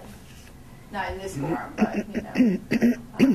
so we're happy to, we're happy to do whatever. What did I understand you to say that we're to give you conditional approval, but that we wouldn't have a public hearing until all the plans are in place, which won't be till maybe a week before the event? Well, no, sorry, I may have Okay. misspoke. But what I was suggesting is that if we go ahead and do a conditional approval, have the public hearing so you can, hear what the town is saying, and then we would have the approvals a week before the event, or it might be 30 days. I don't know when the health department is going to give us the final approval. I think that this is the caveat of the way that the New York State regs are written, the way this actually large public assembly reg is written, is that it's written that, you know, these things all need to happen before you grant an approval. But at the same time, we all know that there's no way that really we can give you this information until it's, you know, we're closer to the event, until, again, I can't sign a contract with Northern Duchess, I can't put up a performance bond, I can't do the things that require commitments and contracts with agencies until we feel that we can move forward with this. It's just a tremendous amount of work to go through when you don't know if you're even going the right direction. And even deposit. So a contract with our security company, they're going to want to deposit. A contract with a production company, they want to deposit. At Northern Duchess Paramedics, they probably give me a little leeway, but they're going to want to deposit. So, you know, you guys want a performance bond for the police or for your town. So am I to go ahead and set up a performance bond without having any indication that we can actually do this event? So I think that there's probably some, you know, some sort of alley in all of this that we can use for us to move forward comfortably and you guys to move forward and comfortably. A conditional approval, we state the conditions. So what that simply says is that they won't get approval if they don't meet these conditions that we have stated in that conditional approval. And those conditions will be, you know, the satisfaction of all the other agencies and anything else that our building inspectors may require or that we require.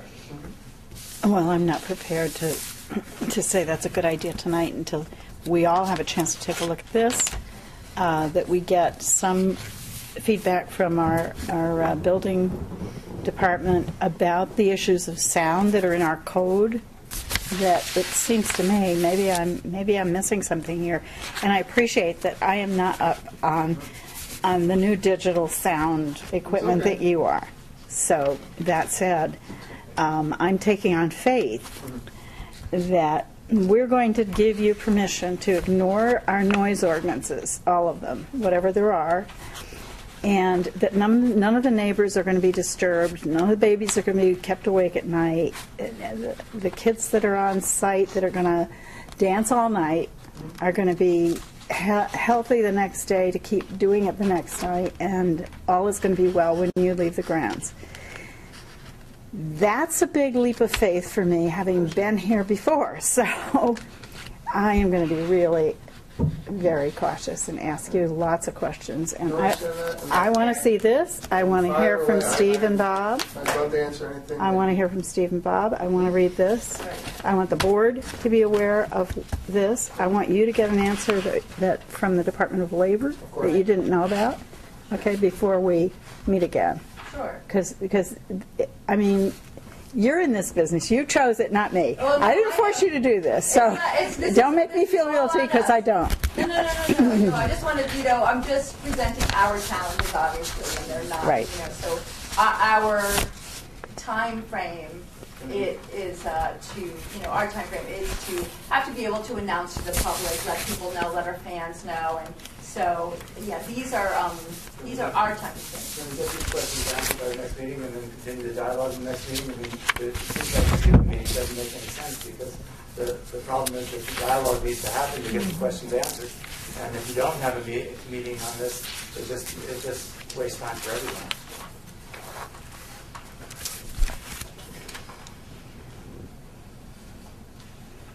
Well, until you have met, it seems to me, until you have met the requirements, we are obligated, right? You need to come back to us saying you have approvals, you've taken the next step forward. Somewhere along the way, you're going to have a leap of faith that that all your work is going to matter and it's going to work out. Agreed. Or that's true. You're going to, you know, sense from us this isn't going well. Fair. That's fair. Right. So how are we sensing right now? How are you sensing right now? I'm sensing okay, to be honest with you. I think that, you know, we will dot our I's and cross our T's, and hopefully, you know, we'll do that to your satisfaction at the earliest date possible. Can I ask you, speaking of the modern dancing until dawn habits, pyrotechnics, No. We I don't have any of those. guaranteed? I can say no. I can say no, we're not going to have them. Anything. We do lasers. It's laser lights. It's all laser lights. We don't blow anything up. We don't have the budget for that. Yeah. So, We'll bring that up, and do have to have the appropriate paperwork for the tents. but they will have building and I've. The fire surge for the tents and everything, of course. Yeah, Steve That and is appropriately fire retardant. yeah, yeah. Could I interrupt just a second? Yeah, sure. Because some of you weren't on the board the last event that we held at the Great Farm, but someone among us who was here for a separate reason was, I think, captain of the sheriff's department, who was regional control of what was going on at that event. And I wonder if Paul Piastro, who is a retired captain in the Dutchess County Sheriff's Department, if you would be able to make some comments or express any concerns that you have, knowing what you experienced at the last event.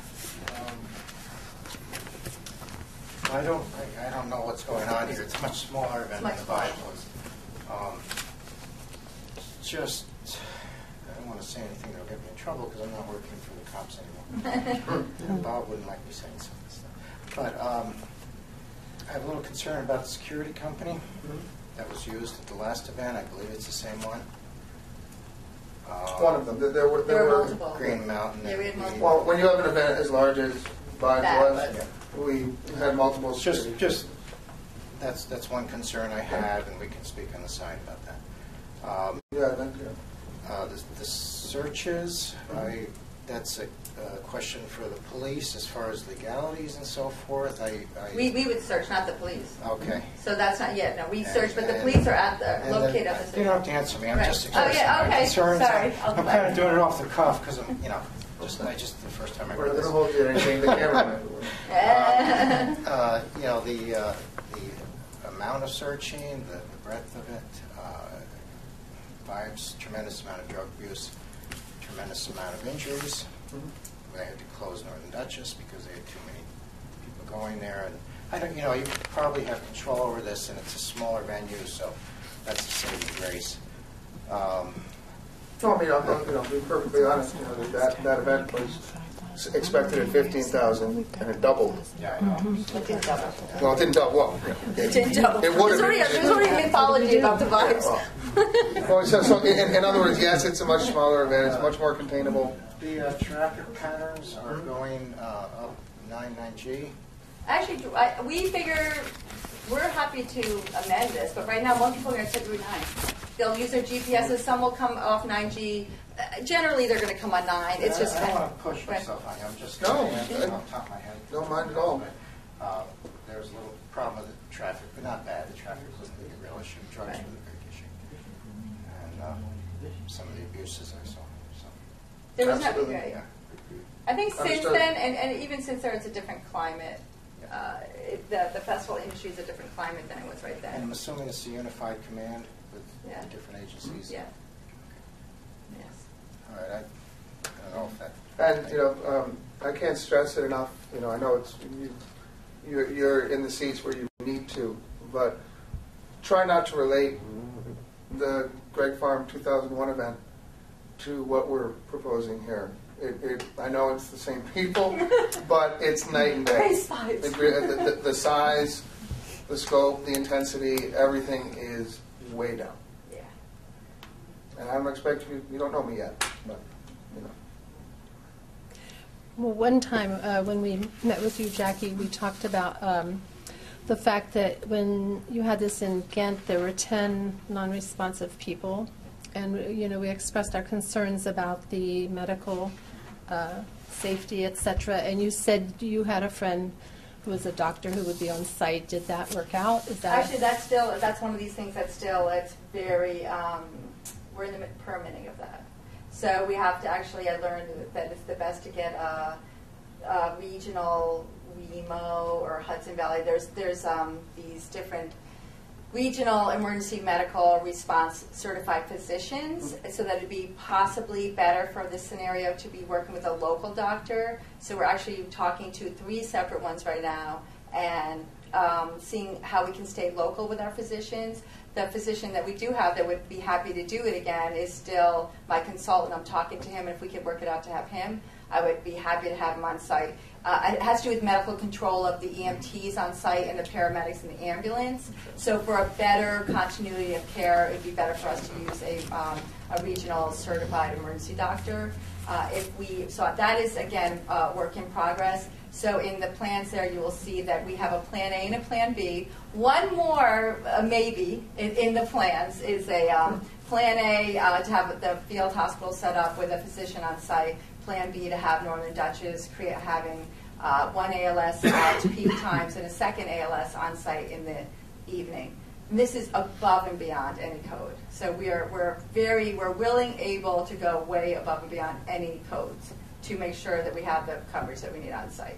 And as Ms. Crane, as you were discussing before about those 10 incidents that you had mentioned, it was one individual that was a real bad seed that we sent out a sting operation on. This individual, brought the police into it, had him arrested and removed from the site, and if you notice, everything dropped after that. What he was doing was, I'll be honest, he was giving people some real bad stuff he made in his garage, then following them to their campsites until they passed out, and then robbed them. And then we'd have to find them and deal with that. But we invited in the police. We need, of course, we work with the police. Invite them in, help us. So my point being is it was a very isolated incident with this one individual. We work a lot of events throughout the summer. I can proudly say as well that I produce an event called Catskill Chill that we do up in Hancock, New York. And we've been going for 3 years now. In the last 2 years, we haven't had an ambulance or a police car that wasn't supposed to be there already have to come or show up. So I take it very seriously. I do. I'm not just somebody in here trying to come and run and make a mess and leave you to clean it up. And Dan, are those venues you're talking about the same age group that we're discussing tonight? Mm-hmm.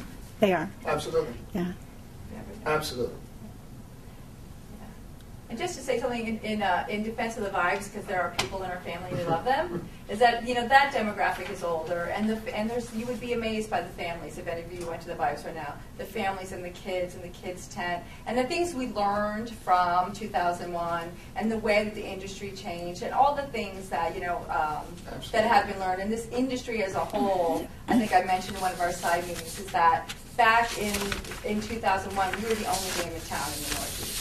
And it was a big part of why we had an unexpected attendance. Another big reason was that we had a lot of free press. We had a lot of free press coming to Red Hook because we were the only game in town. And I think that the industry as a whole, what people have learned, and as we network and talk to promoters, all the best practices, there's nobody certifying me for what I do or for what Jason does, but we are professionals. We do talk to people from California to Colorado to the folks working Bonnaroo and the big, huge ones, the little tiny up-and-comings. And there's a lot of things that have been learned over the years that make the festivals run smoother. And we've been a part of writing the book, actually, so from scratching through it. It's been a huge learning curve over the last 10, 12 years since Vibes did happen here. And I'll be the first to admit I've learned a lot. And most of that is the seriousness we take about taking care of our people. We take it very seriously, and I'll leave it at that. Well, you had mentioned about working with a local doctor, and also in our meeting we had talked about adding conditions to the permit, which the town is allowed to do. And one of those conditions we had talked about was using local vendors. I know you had some question as to whether there might be local vendors who could handle this, but we had asked that you explore that possibility so that this could in some way help our town, be of benefit to our town. And so could you comment on that? I see you've already reached out to 8 vendors. I'm hoping they were local. Dan Budd is one. Oh, great. He actually started at Gathering of Buds a long time ago. I'd be happy to reach out to him. I haven't yet, but I'd be happy to reach out to him. No, I haven't yet, actually. Food vendors, like I said at that meeting, food vendors is tricky. Food vendors are, for the health and safety, is somebody who has a store in town cannot vend on site. They don't know how to handle it out in the field with limited resources and not being able to run back to their kitchen. So that one is tricky. But Dan Budd is a perfect example of somebody that I'd be happy to work with. And J&S Concessions. And operations vendors. Yeah, and the operations vendors. Actually, we have a vendor that does Dutchess County Fair. It's Jay- probably the largest vendor in the Dutchess County Fair. Right here from Rhode. Contact information. That's Oh, J&S. Joe Donovan, J&S? That's J&S. J&S. Oh, he's I've been working with him since Red Hook, so yeah, he's the kind of person that I would totally ask. I could say that in Columbia County in 2011, we spent $120,000 in the county on lodging, on hardware, on food, on catering, on just us, just the event. That's not The people that came to the event. Right, that's not the approximate $80,000 that if you put in an economic calculator of what the people coming to the event spend. For our kind of event, they're not going into the sweater shop downtown, but they will go to the Cumberland Farm, to the gas station, to the convenience store to buy, their sandwich and their, sort of camping supplies on the way in. It's so the most immediate and evident economic boost that you will see is gas and ice and convenience and diner and food. But just us, the event itself, will need to hire some locals, and spend money right here. So. The budget is hundreds of thousands of dollars, and of that, like I said, 120 was right in the county. And so yes, I'd be happy to. And we haven't even gotten to the craft vendors yet and the merch vendors. Haven't even gotten there yet. So that's later. But I think that's more where we'll see, maybe the health food store with some nuts and fun things for folks and people making the candles and the things that sell, like the crafty things that sell. More than the food vendors, I'll be really honest. We also with the fire department. I know John and. With the fire department, we encourage booth drivers. We do booth drives at events, and the fire departments actually do very well. Yeah. Everybody loves the fire department on site. We talked about the boot drive. Yep, the boot At the drive. fire department, do a boot drive. So however we can. The food pantry, we've given away tons of food. This event is big enough to give away a ton of food, but like a lot, I don't even know what number. But at the end of the event, we'll do a food drive, and then the catering at the end of the event, everything that's left over, it all goes to a local pantry. So there's all these little ways that add up.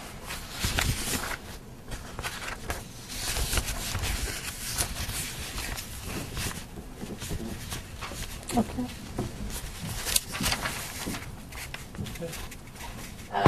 So can we? Satisfied tonight then with Yeah. so far? But what about what's Bard got going that weekend? Is there anything that's going to compete? I doubt it Check will with them? compete. No, I haven't. I'm sorry. I really haven't. I've been busy right now. but generally speaking, something that Bard would really, I don't think, unless if they're having an outdoor festival, probably wouldn't. We're going to have the Spiegel time. Yeah, Spiegeltime will be going on for sure. So I would love to actually, if there's some way that we can keep this dialogue open and just plan on maybe being at the next meeting, then we can even bring you more of the questions and try to hone in on these plans, or I'd be happy to then to try to gather up some any kind of letters or assurances. I'm talking to the New York State Health Department tomorrow about the variance. So if I can get an answer on the variance, I'd be happy to ask them for something in writing and then start amending the site plan immediately. But there's some things, I think, baby steps that I can just start plugging away at to make it be less plan A, plan B going on. How was that you got on the property? Tents meaning like for the structure, I don't know. like 20 by 20 larger, or like Yeah. or individual sleeping. Any tent, no, the tent that you're going to be using. I don't have a number. I have the right- tent bid out. Yeah. I need a catering tent. I'll say over 20 by 20 is probably about the 60 tent. technically, in the building code, any tents house more than 10 people, you have to get a permit from the building inspector. Well, they've talked to them. Yeah, I had a side meeting with the building department, so, yeah. Yeah, any tent that's put on by a commercial company is usually required to have a certain number. Anything 20 over. And the exit signs and all that. Permit building. So you have a number of permits that you need to Yes. get. We have Yes. staff that we don't Okay, know. so let's do this. Let's put it on hold. You have some work to do. You have some amendments you said you're going to do to this plan. We will be back here in Red Hook on March 8th. Is that right? 12th. March 12th, sorry, March 12th. And I don't think we can do anything until we see the amended proposal that you say you're going to, you already know you're going to amend this. I'm going to amend the site plan. Right. And you need permits from the health department, you need permits from the building department, and you need permits from the state.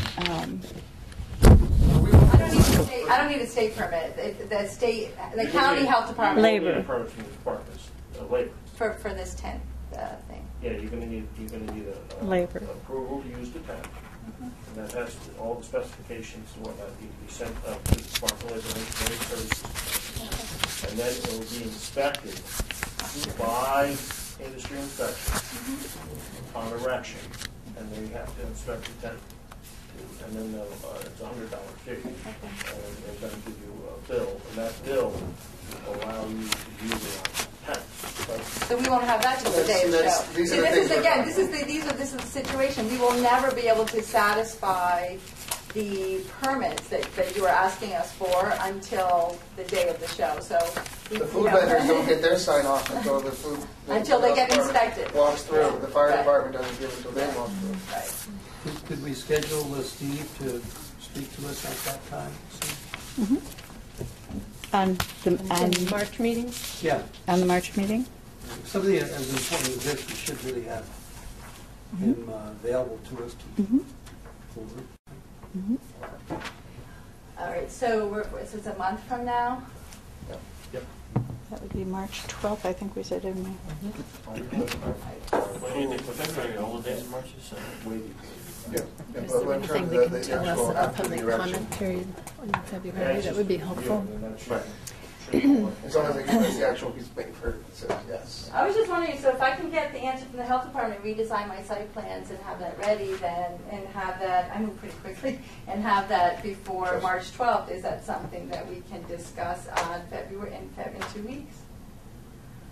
I mean, it's just, I know, again, it's not your timeline, it's our timeline, but I feel like we've been at this since November. So it's not for our lack of trying. You know, we started this in November. You know, we had the sidebar meeting, we had the public safety meeting, you know, so I really, sorry if I'm... Well, it seems like the first level is to make sure that you've committed yourself with our building department as to exactly what you want to do. And once the board hears from our building inspectors that they know this is your plan, final plan, then our questions to them would be, you know, to check off things that we would require that you have to do before you get a conditional consent. Okay. And we probably would also look to the opinion of the building department, you know, whether they would recommend it or not. You know, that way we'd be moving ahead. I don't know, Sue, if there's other things or what? I think that's a start. Those have to be answered. You know, it's step by step. I know. Okay. And this feels very familiar. I think we went through this before. Where Well, we? yeah, it's step by step. There's not a big excuse me. blanket yes, so.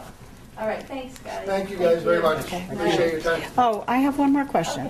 Where is it that I can go? Is there anything local that I can go to experience the kind of subdued sound you're talking about with the amount of speakers and? I would have to look into that and get back to you. Okay. Just to see what. I'd like to. And also, let me think about that. Yeah, I'm not sure either. I mean, really, It's an outdoor application, so it would probably be in the So spring. somebody Or it wouldn't be in until your May, experience, June, you yeah, know, somebody in your experience must have utilized the kind of digital and Oh, yeah, I know a lot of baffles people or that- whatever it is yeah. they're called. Forgive me. Line array. Thank you. Somebody in your experience, fairly local, I could call and say, "This is what they're telling me. Is this a fact?" I'll get you a contact information of Okay. somebody outside of our family. So it could be a third party. I'd like that. I'd like that. Thank you. Thank you. Thank you all very much. Thank you.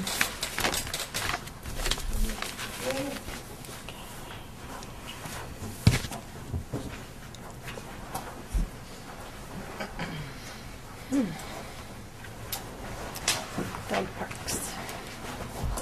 Almost done. We're almost there.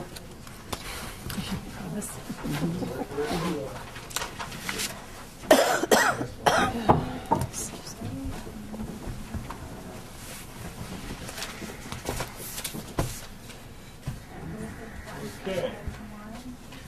Next item is the Town of Red Hook Dog I'm just Park saying. local law. What we're doing here is we're showing the businesses. As you here, take this. Dog parks. Brenda, Dog parks? Paul, maybe, would you like to join us for this?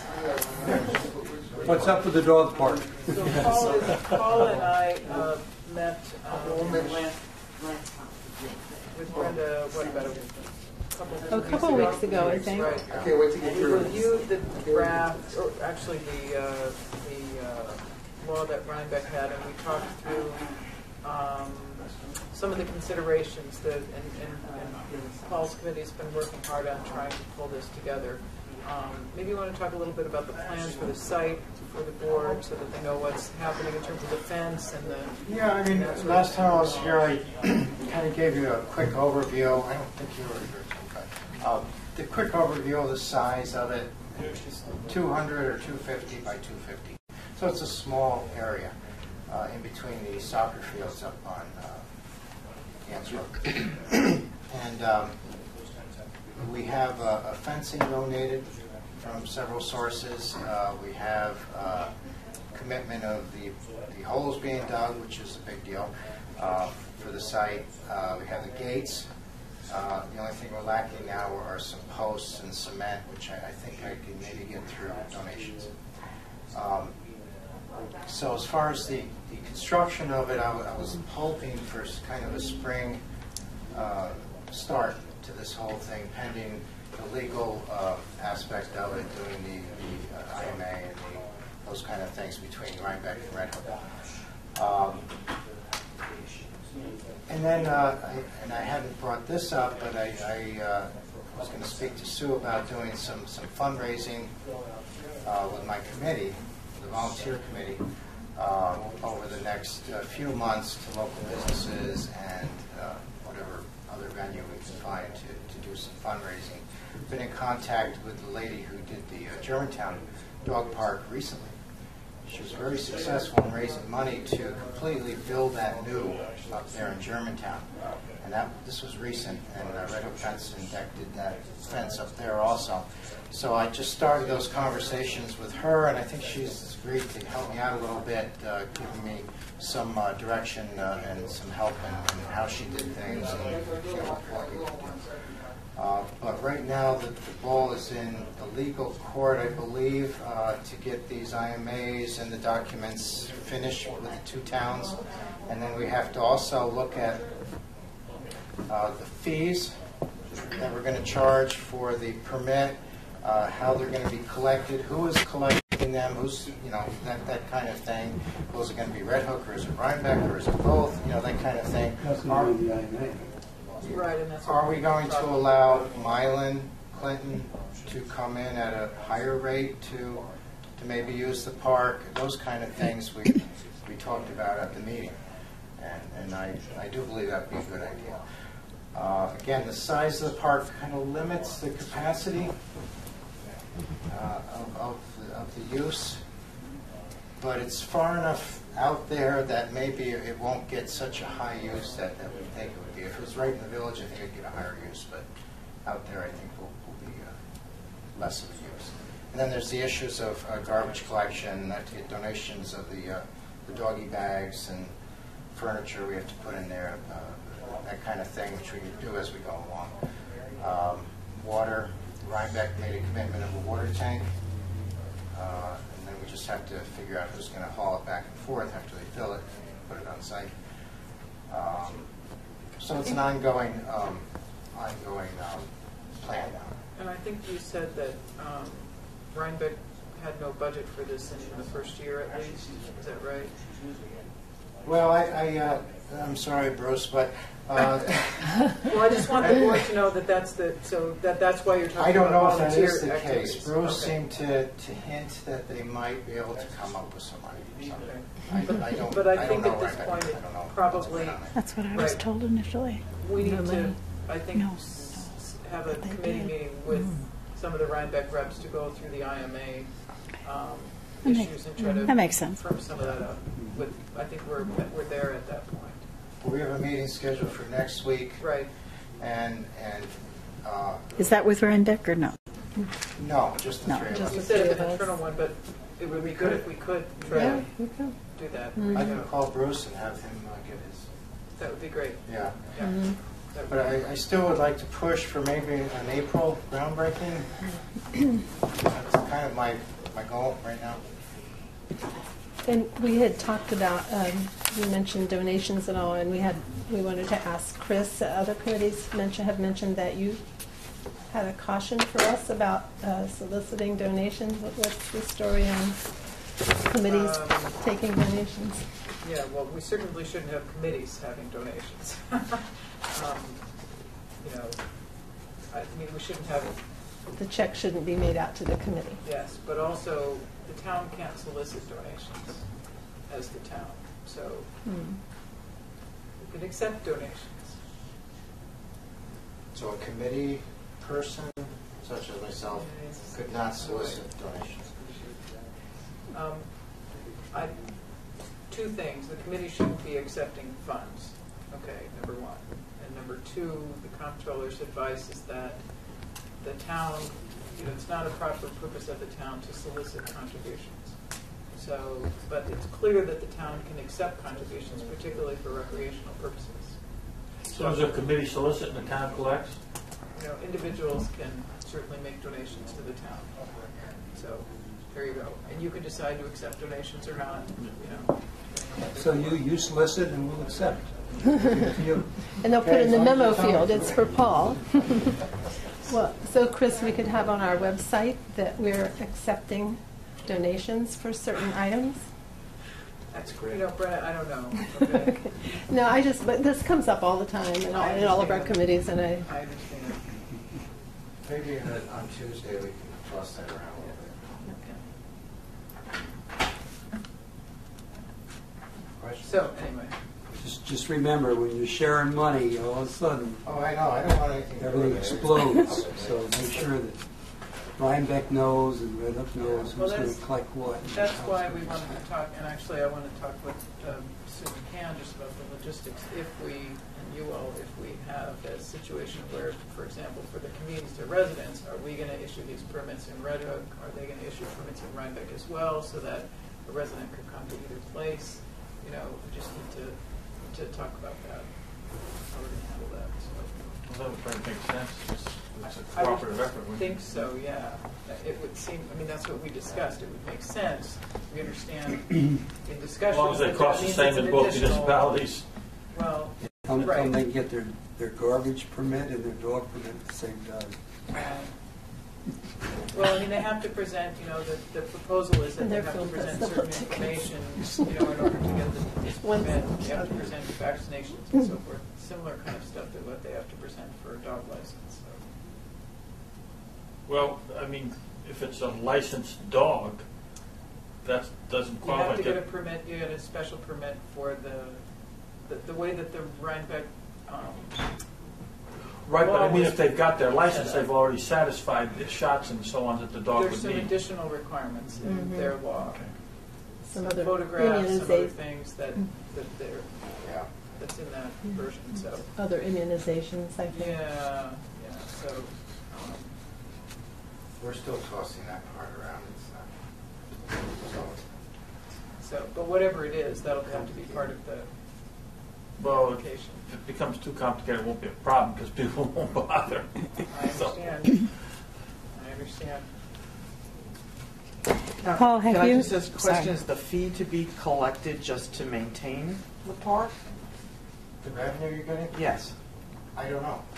Yeah, I would say yes. It's gonna go towards I mean, the what park. else? Must I be. mean, that would go into the general fund, I'm assuming, for the town.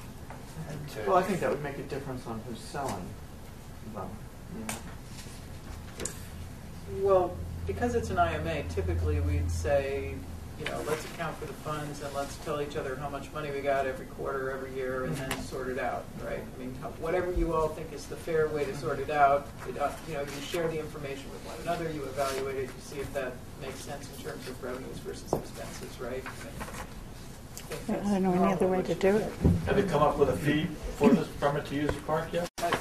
You had $20 seems to be the goal. We did a lot of research throughout the country of different parks, and $20 seems to be the going rate for a dog use permit, if you want to call it that, a dog park permit. And then they get a little tag, a number on it, which the clerk will record, so we know who's using the park. That's an annual fee. Annual. And out-of-town residents may be a little higher, 25 or something. Have you spoken to the highway department to see if there are any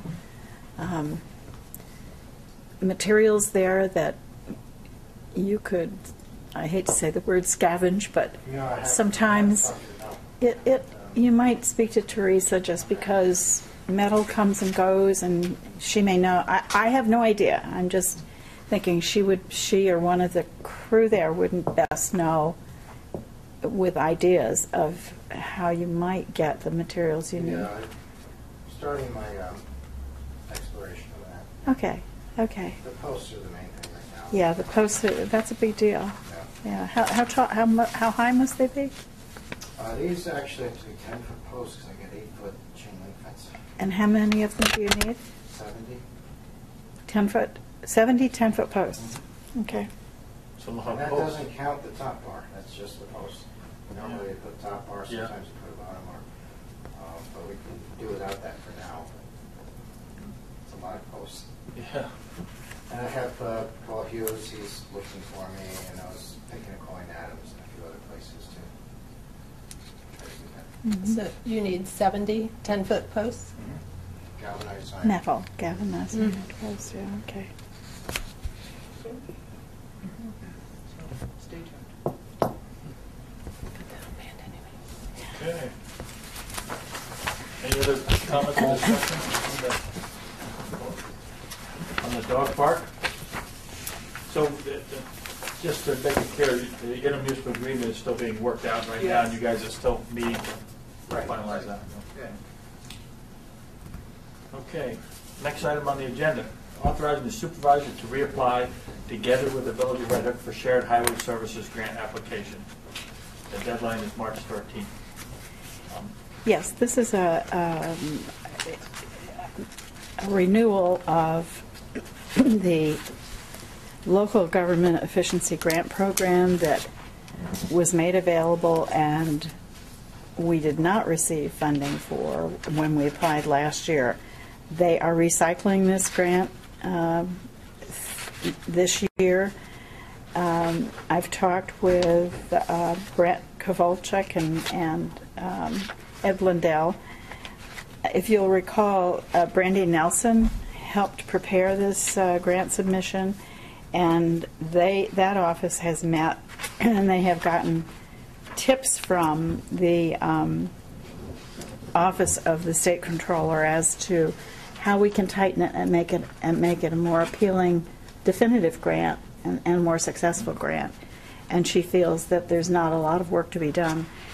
I think it would probably be worthwhile. The total application is for $35,000 to and a lot of it is to study how to save. You know, where do we concentrate our efforts in saving funding for highway services between the town and the village? So. Just the village of Red Hook. Just the village of Red Hook at this point. On this one, yes, on this one. We had not included the village of Tivoli in this one. Could some of this even help fund some of the things we're already beginning to share after building the highway garage? Well, it's possible, Jim. I should be prepared to answer that, and I'm not. I think in large part it's for analysis from a consultant's analysis of what we've got, what they've got, what we bring to the table, where are our problems, where are the efficiencies that we aren't enjoying that we should be aiming for, and all of that costs money to someone who knows what they're doing. I don't know how to do it, and that was the general idea of this grant, is getting some professional advice on how to do it and what we should concentrate on. It isn't a huge one, but I think it's worth probably recycling. I think it's crazy not to apply. Well, I think so too, and since most of it has been written and they have suggested that the plan needs very little tweaking, I would like to propose that we go ahead, we move forward with that with a resolution tonight to support the reapplication of the local government efficiency grant to the Department of State, and we'll need a resolution from the village as well before we can do this. But So I will second your resolution, Sue. thank you. Any further discussion? No. All in favor? Aye. Aye. Thank you. Next item is the reorg.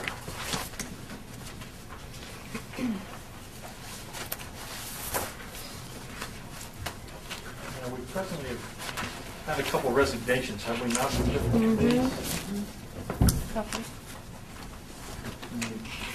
And some people have shown interest as well.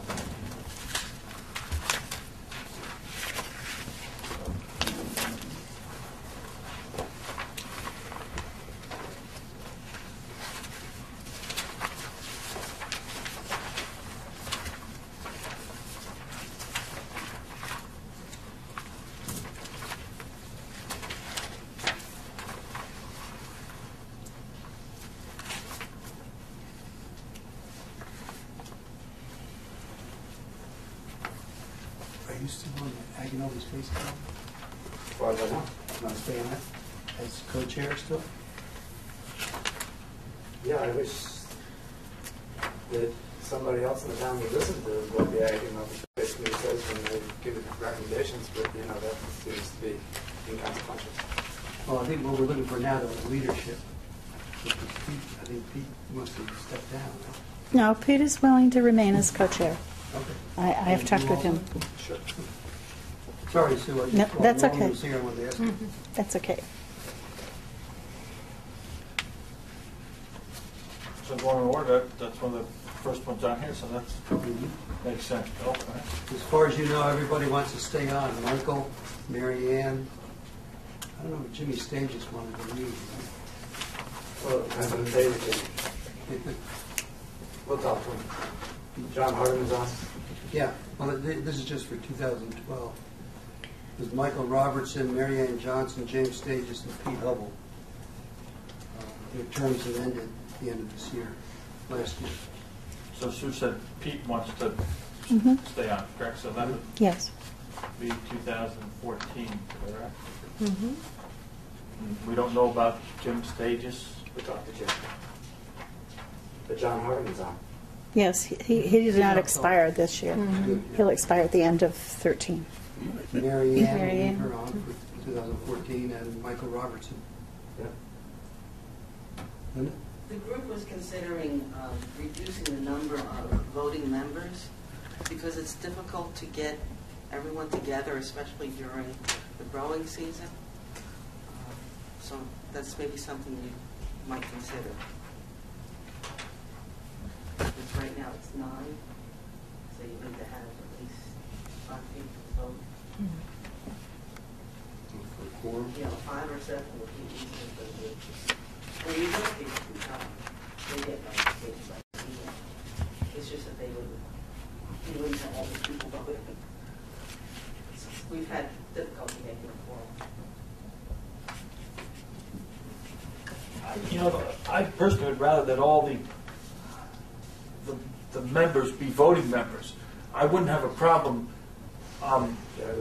modifying it to say that, you know, that it would be a majority of the members present, provided there were at least 5 or 7 members present. So in other words, if you only had 5 members present, then, you know, the majority of that would be 3. You know, because this is a committee that recommends things to us. It's not like the planning board and zoning board, and that, you know, rather than say, well, yeah, you're a member, but since you can't show up lots of times, you know, you don't get to vote. I don't know what the rest of the board feels about something like that, but it's just a thought. I agree with you. I think that would be fine. It's fine with me. I think it's a good idea. Be nice to hear what Pete also says. Chris, if we were to modify that, do we have to pass a resolution as to Well, I guess For my suggestion would be, meeting like this? I mean, as you said, these are advisory committees only. And so this, Right. we need to be clear that these would apply only to either an individual committee or a group of advisory committees, where you'd like them to meet with, you know, however many people you want, you know, bare majority of the committee or whatever, and go ahead and make whatever recommendation that group would like to make. But I think that one thing that I would suggest is you want to make sure that that recommendation came with an indication of the number of members or whatever that recommended it, so that you understood that that was coming from, you know, perhaps not the entire committee, and you could take that into account and make your recommendation. And then I think you probably want to make sure that you communicate that to, you know, whatever committees you want this to apply to. I know ZRC has had trouble getting you know, committee together, and sometimes what you're looking for is input and feedback as much as you are anything else, right? So, right, just as you said, it's not a you know, necessity that there be a quorum necessarily even for a group like this. You're looking for feedback from people who have a certain interest in representing, you know, constituencies. You know, your senior services committee, for example, could meet and carry out activities and, you know, provide whatever assistance they're providing and not necessarily have a quorum. Right. For example. Right, I don't want the committee to feel stymied because they, you know, they don't. So you could do that, and yeah, I think a motion or resolution would be appropriate, but let's make sure we're just clear about who it applies to and, you know, what the recommendation is. Whatever you guys would like to specify. Because the ZRC has 11. I don't see how it matters That's pretty anyway. big. The Agriculture Committee is truly advisory. It has no power whatsoever. And when they, and so whether they vote or not doesn't make much difference. And when they felt very strongly about something where they were unanimous with the entire group there, you know, like on the fence issue, the town didn't do anything anyway. The planning board didn't change anything. The town board didn't change anything. So the committee felt frustrated that they weren't being heard. And after that, attendance was an issue because, you know, what was the point? When the agricultural community was unified on an issue, there was absolutely no impact from the agricultural committee. So it was frustrating for them. You know, if you're going to have an agricultural committee, if you're going to have an advisory committee, when they feel strongly about something and they give you response on something and they're absolutely unified behind it, when you guys do nothing, it's disheartening and discouraging to them. It was hard to get them to stay together after that. After the fence issue? After the fence issue, sure.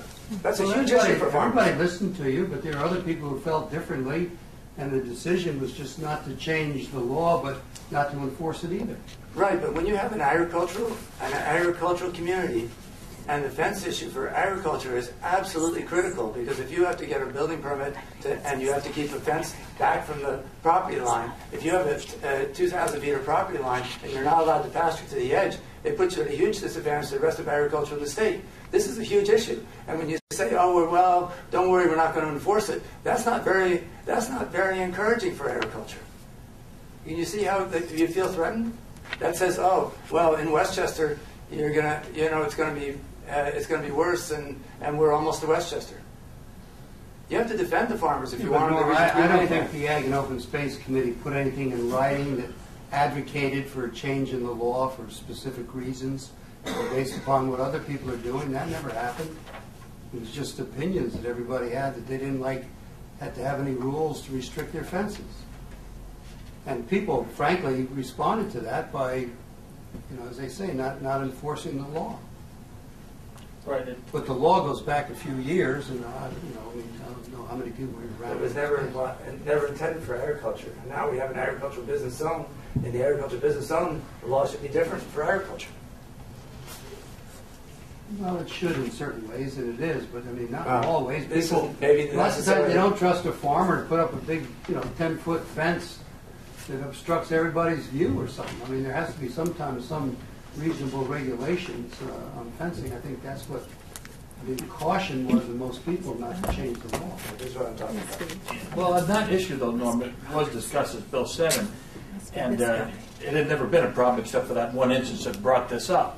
But trying to change it and stuff in a lot of ways could have created more problems. And I think that's why it was left the way it was. And it's not like we handled your recommendation lightly. We spent quite a lot of time looking at it, as well as other people and our zoning enforcement officers, after your group did bring it to our attention. Right, but we were told that the intermunicipal was going to continue acting, and that the zoning code was a moving thing, and that we could bring it up to the intermunicipal. But we have no agricultural input on the intermunicipal, and the agricultural committee is considered a special interest group. And the truth is, you have an agricultural business zone that's designed to enhance and encourage agriculture in the town of Red Hook. But now, in the agricultural business zone as it's created, we have more regulation now than when we were non-conforming use in the residential 1 acre, or when we were non-conforming use in the residential 3 acre. And so it's the truth is in between. That's different. And the intermunicipal, if you're going to move forward in a good way, needs to have agricultural representation on it, so that at least agriculture can be heard there, because agriculture doesn't get heard there. Well, you're bringing up different problems now, Norm. That really Well, probably aren't I'm talking about form now. some of the problems with the agricultural committee. Norm, you can always send people. You talk about the intermunicipal task force. Is that what you talk about? Intermunicipal. I don't think the send somebody to come to the meeting. But I don't think the Ag and Open Space Advisory Committee has come before us with, proposals or problems that they see in the Ag Business District. The fence was a problem in the Ag Business District. And you brought that fence, and that might even come before the Ag Business District was created. If I remember the history, I remember we discussed that fence. It was before that zoning passed, and that separate from that. So it's a separate issue. But I mean, if by all means, the Ag and Open Space, if they do see problems with the Ag Business District, which I'm not saying there isn't, then they should, as a unified group. But all we were talking about here is one committee members and two, and making it easier for them to, come up before us with a presentation or thought, particularly during the growing season, as you guys had pointed out to us a little while ago. All I'm saying is part of the problem, we had good attendance before, and part of the problem with attendance has been that the frustration is that the Agriculture Committee feels they're not being heard. But, as you said, because of that one issue. That's hard to get attendance. And they were heard very strongly on that one issue. But there were a lot of perspectives on that we felt it was best just to leave it on, because it had not been a problem except for that one instance. But sending someone to visit the intermunicipal doesn't give agriculture any voting privileges on the intermunicipal. I don't know, but it's a matter of persuasion. The intermunicipal task force is like what some people would say a think tank. Because people throw out ideas and they talk about them and try to formulate them and convince other people of what their reasoning is. The non-farmers regulating the farmers now that we have an agricultural business. I don't know, but Norman, I have never seen anything in writing from the Ag and Open Space to me as liaison that says this is what you want, this is for these reasons. I haven't seen that yet in a couple of years.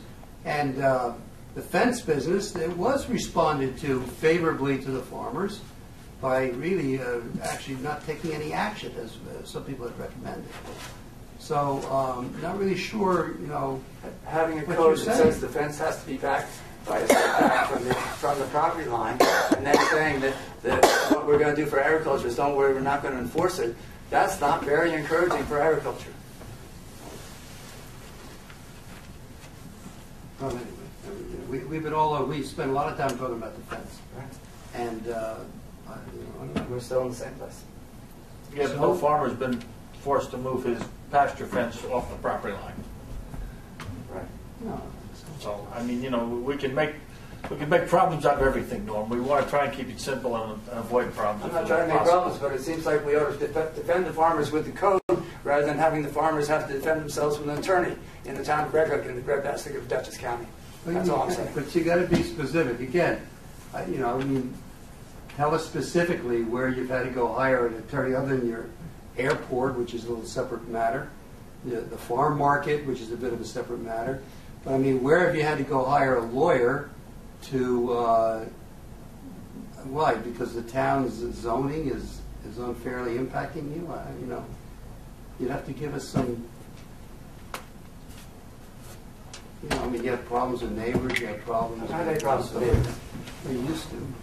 Well, I think this whole board feels very strongly for farmers, Norm. I think the town has done a lot. I'm not saying everything's perfect, but for the most part, I feel the entire town does support the farmers.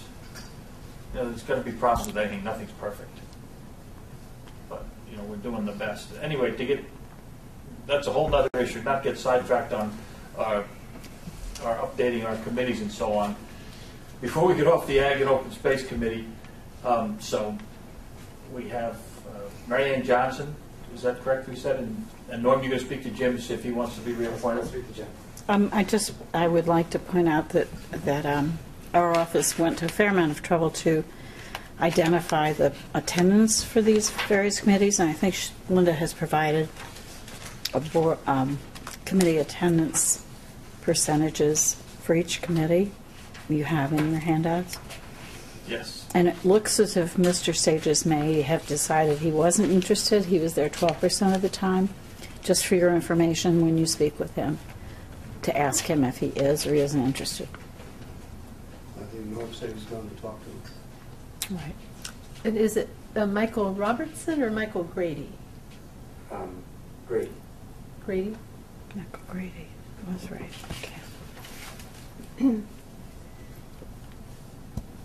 Well, is there a Michael Robertson? He is the whole thing. Michael Robertson. Oh, okay. Either name. Okay. We got half his name in one spot and the other half in another spot. Okay. Oh, he gets 2 votes. Must be. So it should be Michael Grady? Or the, Michael Robertson Grady. Robertson Grady. Okay. Got it. Okay, thank you. And you guys know if he would want to stay on that committee as well? Or, I know you can't speak for him, but you think he's interested in staying? He said yes.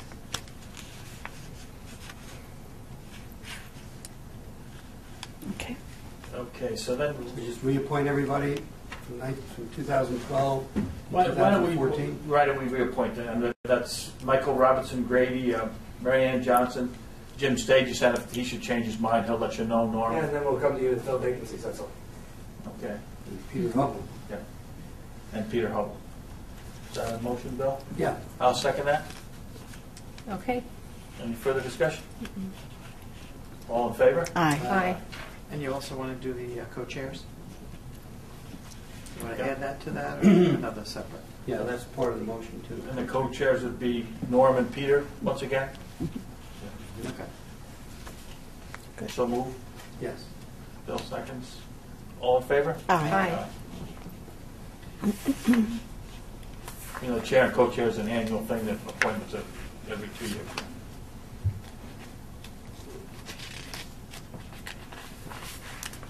Next, the board, would you like to just go through it as we move down and see if we can fill these spots? I think that's right. Next one is we have a vacancy on the assessment review. Does anyone have any? That's all up to date, right? I have spoken with Carl Dowden, who is going to speak. There is a vacancy there. And I have not heard from him whether he has candidates or not, but he was talking to people, I think. Okay, we haven't gotten a request from anyone specifically that might want to be on No. that committee? Was it your husband? That was a while back. Yes, it was. I might ask him. So we'll move on to CPF PDR. Yes. And there we have, you just have two positions that their terms expired. This is John Hardiman and Peter Hubble. I would move to reappoint. Second. And also the co-chairs. Mm-hmm. Want to do that as one motion this time, guys? Yes, please. And that's Susan Ezrati and Marianne Johnson. Great. So, who, did somebody move? Second? All in favor? Aye. Aye. I lost track of where we are. So moved. And these are 3-year terms on this committee, so that would be 2015, correct? Okay. That's what the sheet says. The CAC. Yes, all Lori and Susan and Jane and Anne want to continue, and then we have a new interested person whose name is Ross Gould, and he's written a letter of interest, and I saw that letter, I think, somewhere. I don't know if I have it with me tonight, but I didn't see that. yeah, and he has a lot of environmental experience, and Lori, as chair, has recommended we appoint him. Name? His name is Ross Gould. He is on the board of directors of the Hudson River Sloop Clearwater. R-O-C-K? Ross. Ross. Oh, R-O-S-S. Yeah. Do you remember Like his Jim's first last name? name. I'm sorry, do you have a vacancy on this? We do. Zoe, yeah, you may have an old Zoe Rial retired. Oh, okay. Thank you. G-O-U-L-D, yes. Mhm. Thank you. Yeah, Zoe resigned, I remember reading. Yeah, she did.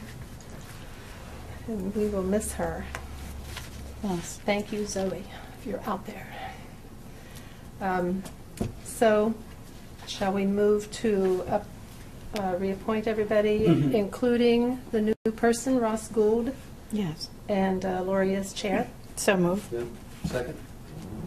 All in favor? Aye. Aye. Done.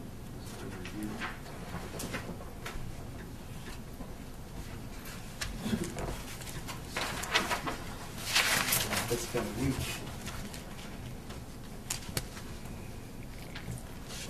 The design review, they don't meet very often, but Yeah. This does need some work, And there's 2 members. and I know that. yeah, and of course Harry's not here. this Yeah, evening. I don't know if Harry has made any contacts or not. He Put hasn't. that on for the, Yeah, I think we can wait on that and speak to Yes, Harry. definitely. want to do that the 27th or March 12th? Well, let's see if he has Bring any it up at every input. meeting, right? It won't take long to discuss it, right? Yeah. Now, the sooner we wrap this up, the better we'll all feel. Yeah. Hopefully Harry will feel better then. Disaster preparedness. The whole committee. Yeah. And I believe they have all agreed. I think Linda, as the secretary or liaison to the board on all these people, have contacted every one of them, and they've all agreed to serve. We do not have a minister, but maybe by the next meeting we will have someone committed to do that. But they're very interested and interesting group of people. They're very dedicated. So I would move to appoint for 2 years all of them. Second?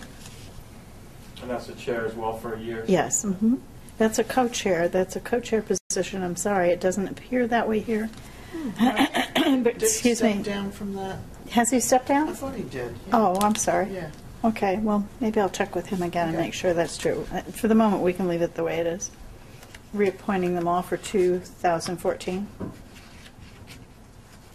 All in favor? Aye. Aye.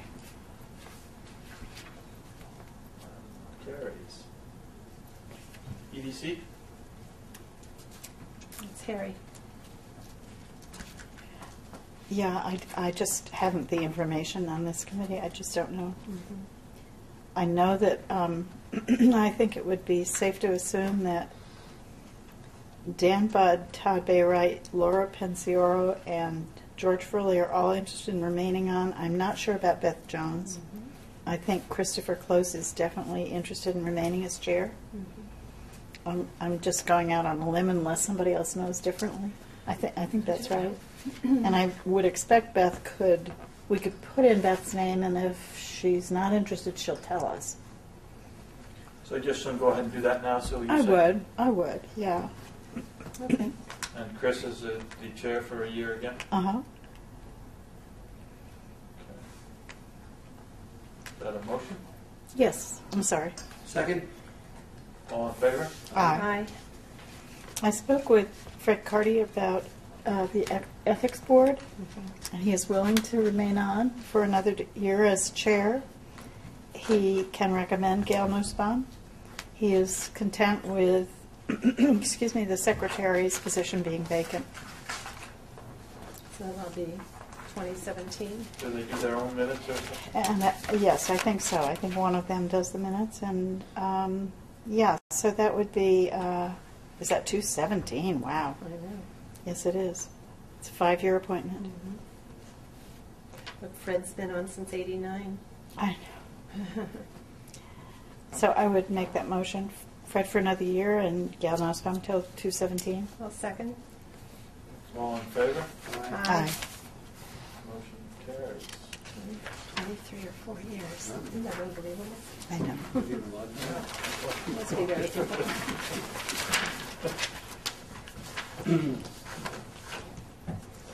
Do you know about the Greenway, Did all. Brenda, what do you say? Everybody all right? Everybody's good, yes. Everybody's good? Mm-hmm. Yes. You'll be chair again, too? Yes. Good. It's a good committee. Mm-hmm. Then a motion, Brenda? So, yes, please. Mm-hmm. I'll second it. Okay. Aye. All in favor? Aye. I spoke with some of the members of the IT committee. I'm not convinced Wayne Hildenbrand wants to stay on, but until he asks to be removed, I think we would just go ahead and re-up this committee. They work well together. Wayne's got this year to go anyway, so. Right, and Jay Greenblatt is a great help. He's retired now, so no skin in the game. Jay's retired? Yeah, and he's helped us out here as a volunteer now. And Dick Wambach is serving as secretary and does a great job with minutes. So I would re-up everyone on that committee as it stands.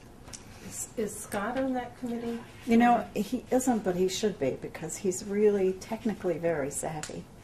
So if the board would consider it, I would add Scott Hobson as he has time to attend. As a consultant, because they only Maybe. have 6? Or? Maybe, if that's what you think. Otherwise, we'd have to get rid of one or change the membership. Mm-hmm. Either way, it'd be fine with me. I guess it does make sense. 'Cause He can certainly come in as a consultant because he just is probably the best technocrat we have on staff. So I'll ask him to attend meetings as we go along. If you don't mind adding his name as consultant, we'll do it that way. How's that? part of the motion? Yes. So move. Second? All in favor? Aye. Aye. So that was for Wayne to be chairman once again for the... Right.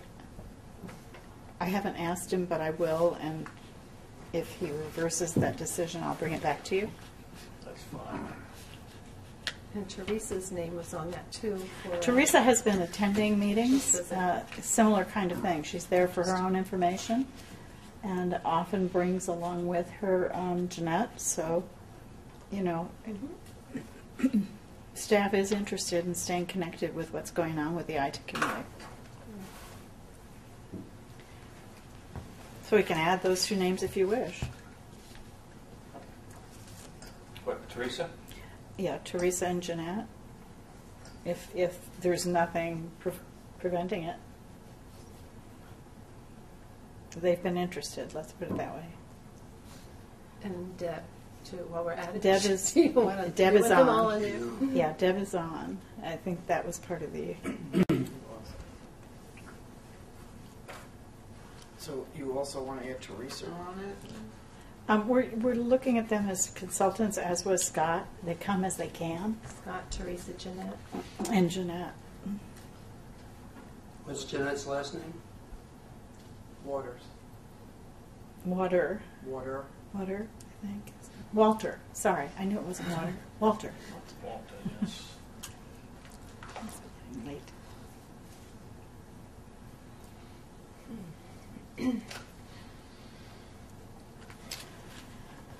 And, okay. Intermunicipal Shared Services Task Force is the one that we're trying to gather information for the purposes of 2 grants for shared services funding. And what we've done is the mayor and the mayors and the supervisor have named the individuals they wish to have serve with them, and thinking it would be wise to have a small group. We said 2 per municipality. In the case of the village of Red Hook, the mayor of Red Hook was interested in appointing only Brent Kowalczyk. So there are 5 members suggested by all of us, and they are Harry Colgan, Brent Kowalczyk, from Tivoli, Brian Crenna, and Linda Gonella, who is the clerk treasurer, I believe. And I so move. Second. All in favor? Aye. Aye. Now, is that a 2-year term, 1-year term, is a task I force? think it's really an ad hoc committee as necessary. You know, we're working on applications for So that'll grants. be for this year then? too? It would be for this year, I would say, yeah, 2013. What's the secretary's name in Tivoli? Her name is Linda Gonella, Linda Gonella. Gonnella, I believe. G-A or G-O? Gonnella. So the only village rep is Brent. The village of Red Hook's the only one's one rep? Unless Blundell changes his mind.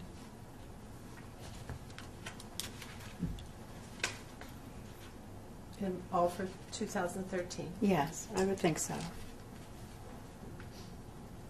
So it's 5 members. Right. There's a vacancy, and I think we would just leave it that way so that it shows there's equal opportunity for representation. Right, and they could always make that recommendation Right. to us, correct? Yeah, in actuality, we only appoint you and Harry. Right. Right. It was to give us all kind of an equal, Yeah. voice. Intermunicipal Task Force. Well, what we got here? Actually, Brenda shows up, and you could speak for CAC, right? Unofficially, yes, but I'm looking to turn that over, that CAC part. If somebody Maybe from Sarah's CAC? interested. Who? I'm interested if I can bring a toddler. If you can bring a toddler. I think that would liven it up. I'm just kidding. Bill? You can bring a toddler. You don't want her. We'll talk about it tomorrow's meeting and try to figure out who could. I think our problem is most of the people are working at that time or have a kid with them, so it's. But who knows? Maybe somebody will have changed their mind since.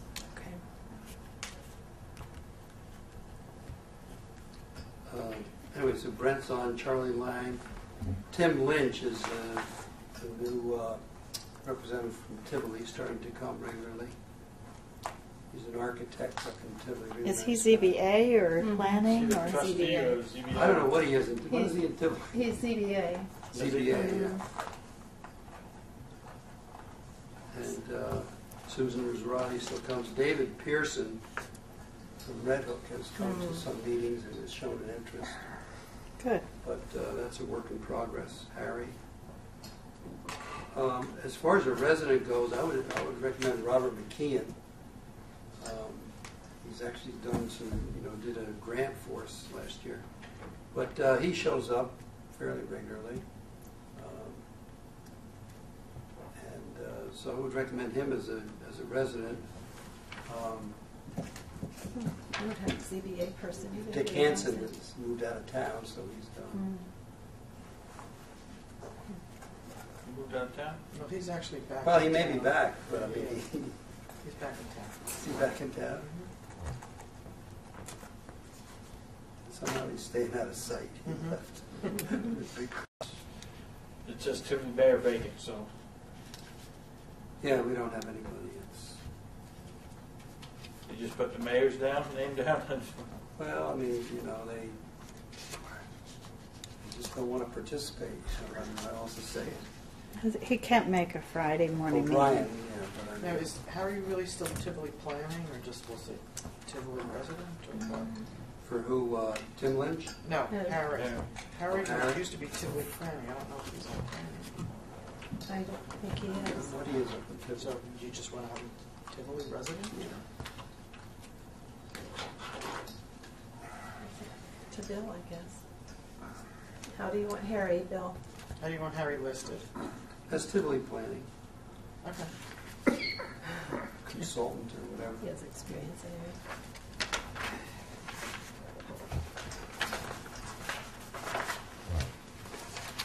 So, is that a motion then, Bill? Yeah, sure. So it's, the CAC is still vacant, but we're gonna know more about that soon, right? Tivoli Mayor is vacant, but then we've got Brent, Charlie Lang, Tim Lynch, ZBA. We should, so that'll be vacant at the present time then too, that's our ZBA. Okay, and then we got Robert McKeon as resident, and then Susan, and then village trustee, that's Village of Tivoli, I presume? Or Those you read. And Red Hook. Red Hook? I guess Brent could be that person. Well, he's already. Well, he's Yeah, already I don't know village. why he's listed as. He probably ought to be the village trustee though, because Okay. in the Red Hook Village could be any resident, correct? Mhm. Okay. And then Harry, of course. Harry. So is that your motion, Bill? Yes. Second? All in favor? Aye. Aye.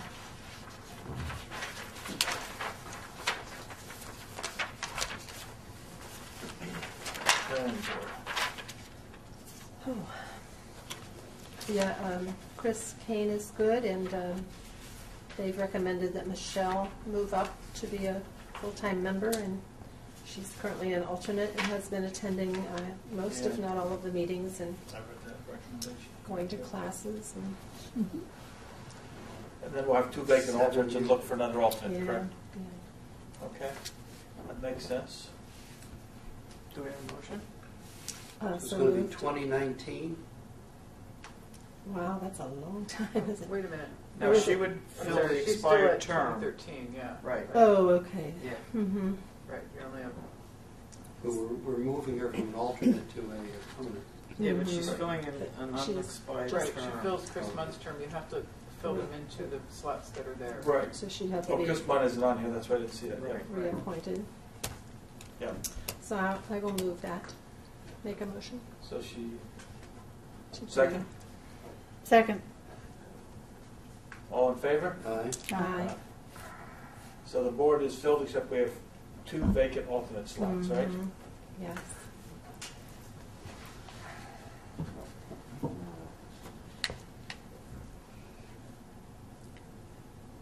Oh, and Chris Kane. Did I say that already? Well, she was the 2019, I thought. Yes. Yeah. She's the Why does it say vacant Paula Schoonmaker? Well, no, it was actually Betty May was Oh. there, listed. Mhm. And she had to resign, so we left a vacant spot there.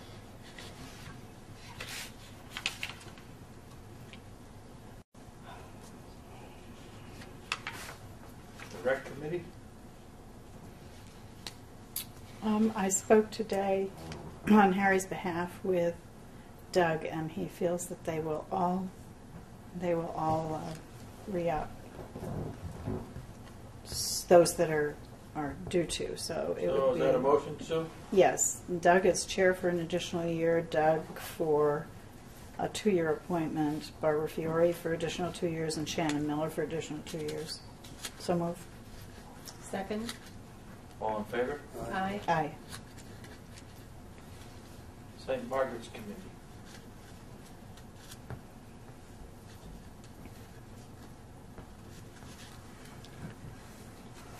3 vacancies on that. And Jim, Well, I wanted to, I think on Harry's behalf, I've heard Harry talk about the committee. I think he has with you, Sue, and I kind of would ask if we could move that till he's here, unless you know what the consensus is. Well, I think- That would make sense to me. yeah, that's fine. I think Harry does not wish to be liaison to that committee. And the committee wants Jim Ross, but the committee is going to have to decide to meet at a time when Jim Ross can meet with them.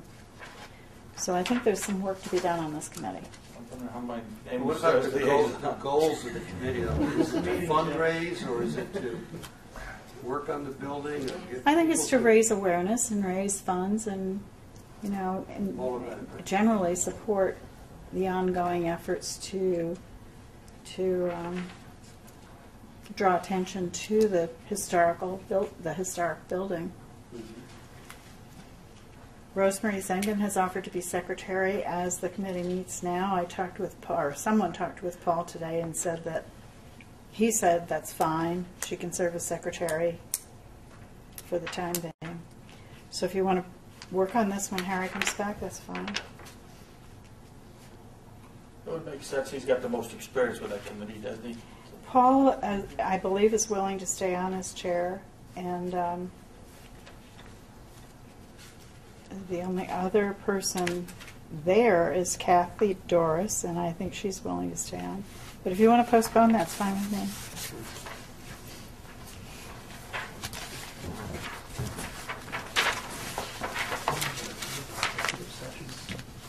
Senior Services.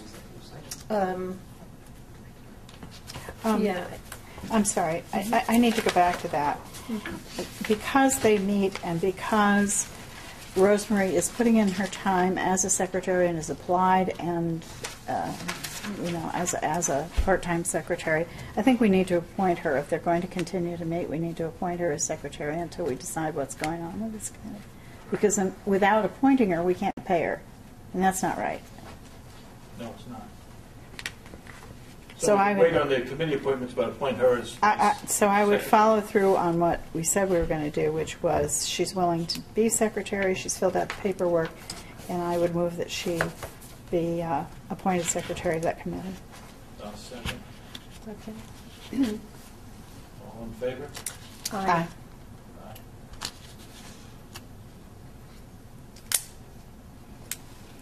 And then the committee itself will discuss that with Harry, correct? And then work on that next time. Well, Jim, and you might have a conversation with Paul. Yeah, if I get a chance, I'll. If you could do that, that would be helpful. Yeah.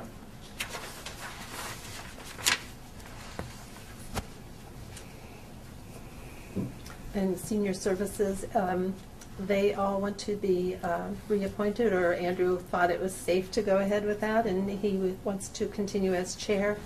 There's one vacancy, and we actually have 2 letters of interest, and they meet Thursday.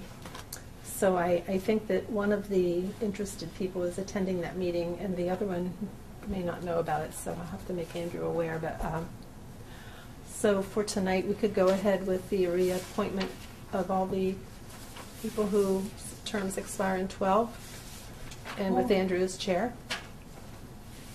Who were the 2 interested? I got 1 letter of interest. Yeah, we have one And, via email. My neighbor up in Ed Sanford. Ed I guess. Ed Sanford. Sanford, yeah, he's a And really we- good guy. And we have Don Peterson, who actually is a neighbor of mine, and he submitted his letter of interest to Andrew, maybe not to you. Did you get that? I haven't gotten it. No. I haven't Okay. seen that, no. That's, I'll tell Well, that's kind of nice to have a couple guys interested in. Yeah. I would add Ed Stanford's name, unless people Mhm. have some reason not to. Right. Well, It's always seemed like a nice guy to me and very It interested. is, he's got a good background and is really interested. but, well, and I would also like Don to be considered. He's been in a conversation with Andrew about it, so I guess we're lucky to have two. There's going to be plenty of work to go around there. We might Mhm. want to even consider increasing the size of that committee. Yeah, yes. It's a nice problem to have that people are willing to give time. So, since you're the liaison, Brenda, we want to reappoint the expiring terms, and then you want to speak to Andrew and then have him get a hold of Ed and maybe ask both those guys to come or whatever, then he can make his recommendation even if we did want to increase it to 11 or something. What do you? Yes, that would be great.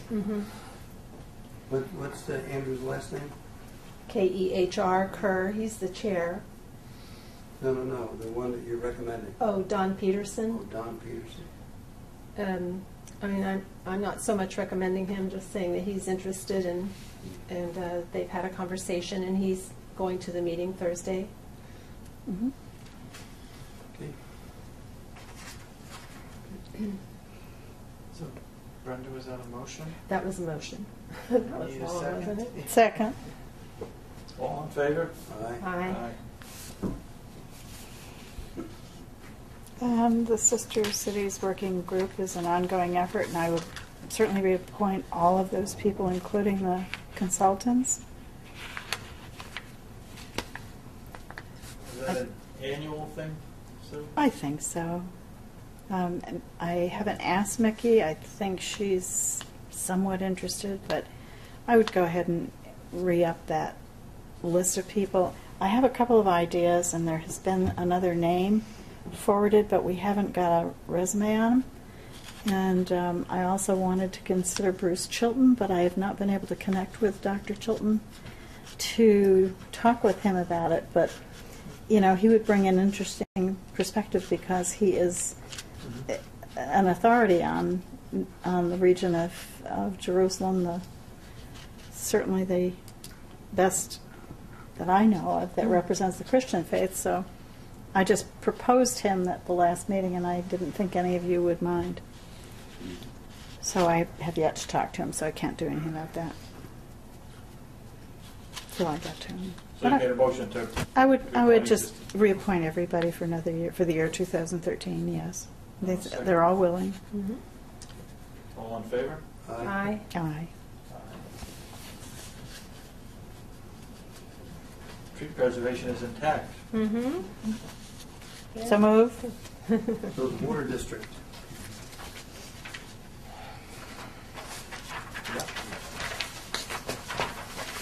ZBA. Sue. Yeah, Paul Marienthal resigned. I don't know about that. That's interesting. I don't know. I would move that we ask Toby Seelding to be a sitting member on that committee. She's been the alternate for some time now, which would leave us with 2 vacant alternates on this committee, just as it did on our planning board. And we can search out alternates, and I'll speak to them. In fact, I expect to go. They have a meeting tomorrow night. Are you including Hegstetter with that, too, with a motion? Hegstetter is up, and Nick is chair, and there's a vacancy. And there's a vacancy, yeah, and Jimmy Hegstetter again. Move Trilby up. That was Paul Marienthal, wasn't it? Yeah, Paul resigned. He was a good member, nice contributing, but I think he's so busy with his sister city. Yeah. No, I think he's so busy with his family. Oh, that's true, yes. I did want to mention again, without Harry being here, it's still on the table about changing that from a 7 to a 5-member board. I don't know that we've ever reconciled that. You know, it's still kind of pending. So I would ask if we could move this until Harry's here. Yeah, I think that's fair. We could do it on the 27th. In the meantime, Jim, maybe you can check on whether or not Trilby is interested. Yes, I know she is. You do now? Yes. Okay, good. Good. Do you want to reappoint your chair just so you have a chair in the meantime, or it's up to you? Don't hold over until taken action. Well, I think we should reappoint to keep the 7-member committee, but that's, you know, my feeling. Mhm. Well, the chair, I have no problem reappointing the chair, and I have no problem going with the 7-member committee. So then before we go off the zoning board of appeals, I'll entertain a motion. I appoint Nick, I would like to appoint Nick Annis chair for the year 2013, and Jim Hagstetter for another term. Well, I just want to remind you that you did have a discussion last time about having that discussion about the composition of the board as a whole. Oh, I remember the Carrie. conversation very Okay. well, yep, yep. All right. Yep, I just think it works, and that the attendance has been good, and interest is there. I'll second that. Let me just confirm that. So it was Nick as chair and Jim Hagstetter, Mhm. and that was it? And Or Trilby? Trilby into the vacancy if she's willing. Jim says he knows she is. I will second that motion. All in favor? Aye. Me. No. Okay. Okay, so we are where we were a few minutes ago. That till the 27th or something? All right, then I would like to at least make a motion that Nick Annis be elected chair for 2013. We need a chair. I'll second that motion, sir. Any further discussion? There being none, all in favor? Aye. Aye. Aye. Okay. And this one, I have no idea what to do. Bill, what do you think? On the ZRC? Yes. Well, I mean, she sent in the attendance, right? It wasn't too bad. Do we have it? Oh, there.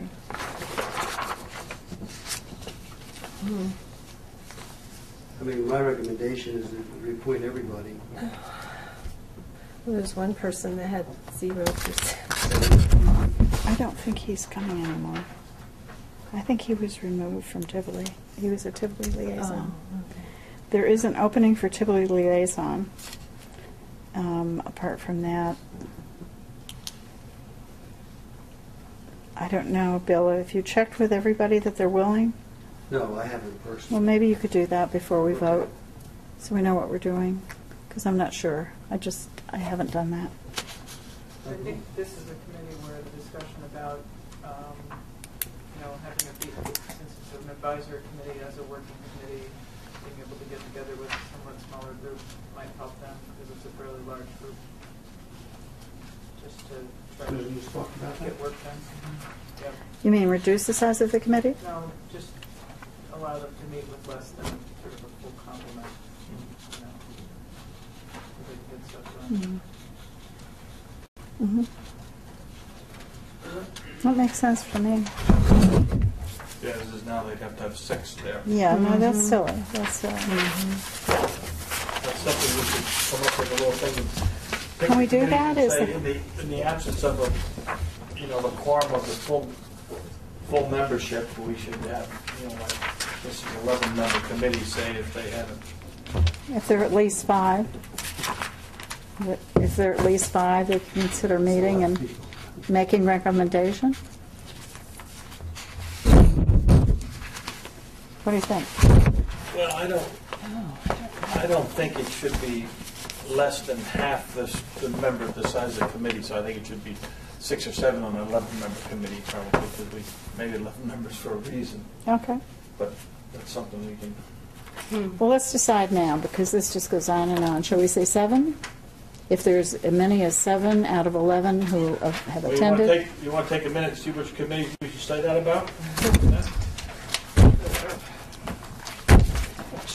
This is agony. And Steve, it's always like this.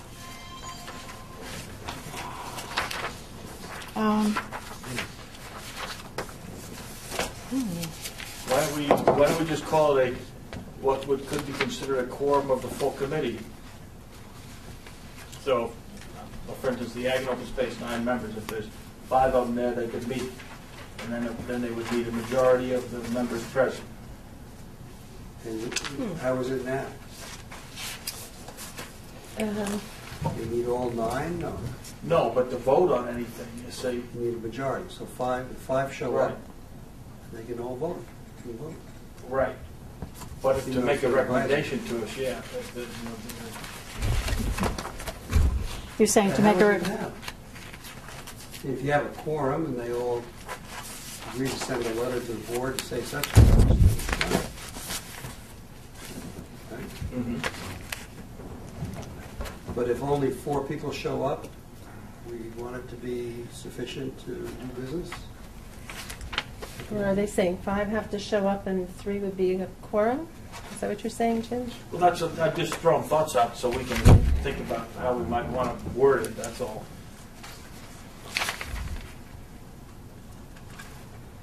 I mean, really, the only logical thing is just to reduce the number of it's too people late. on the committee. I know, I can't. Well, not really, because maybe different people show up or can't for different reasons. So if you reduce the number, you have less members, so then you have fewer people. So it could still be a problem, but a different problem. Make them alternates. I wonder if we could That might be a little more complex Table. than you Could want. we think on this and Some of us need to think a little. Just make it Think simple more as clearly possible. earlier hour. and I'm afraid before we entertain any further public comments, I need to tell you that we need to go into an executive session for just a few minutes before adjourning for the night. Is it truly just a few minutes? It will be. It's up to you, Jim. Depends on how talkative you are. So we are, as far as the updating of the town appointments, we are done with that for this evening, correct? I think so. I think we can come back to it. So then, well then, why don't we, does anyone have any further correspondence? Nothing. I don't think so, Jim. Sue, Brenda? No. Sue, no, I don't. Then, any more public comment?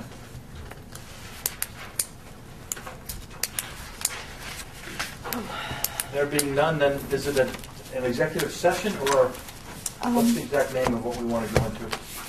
It is in regarding a contract, so I guess it's executive session. Okay, so then, is that a motion, Sue, to go into executive session? Motion to go into executive session to discuss terms of contract. I'll second. And All in favor? Aye. So there we go, and we will come back out here and adjourn the official meeting when we're done with the executive session.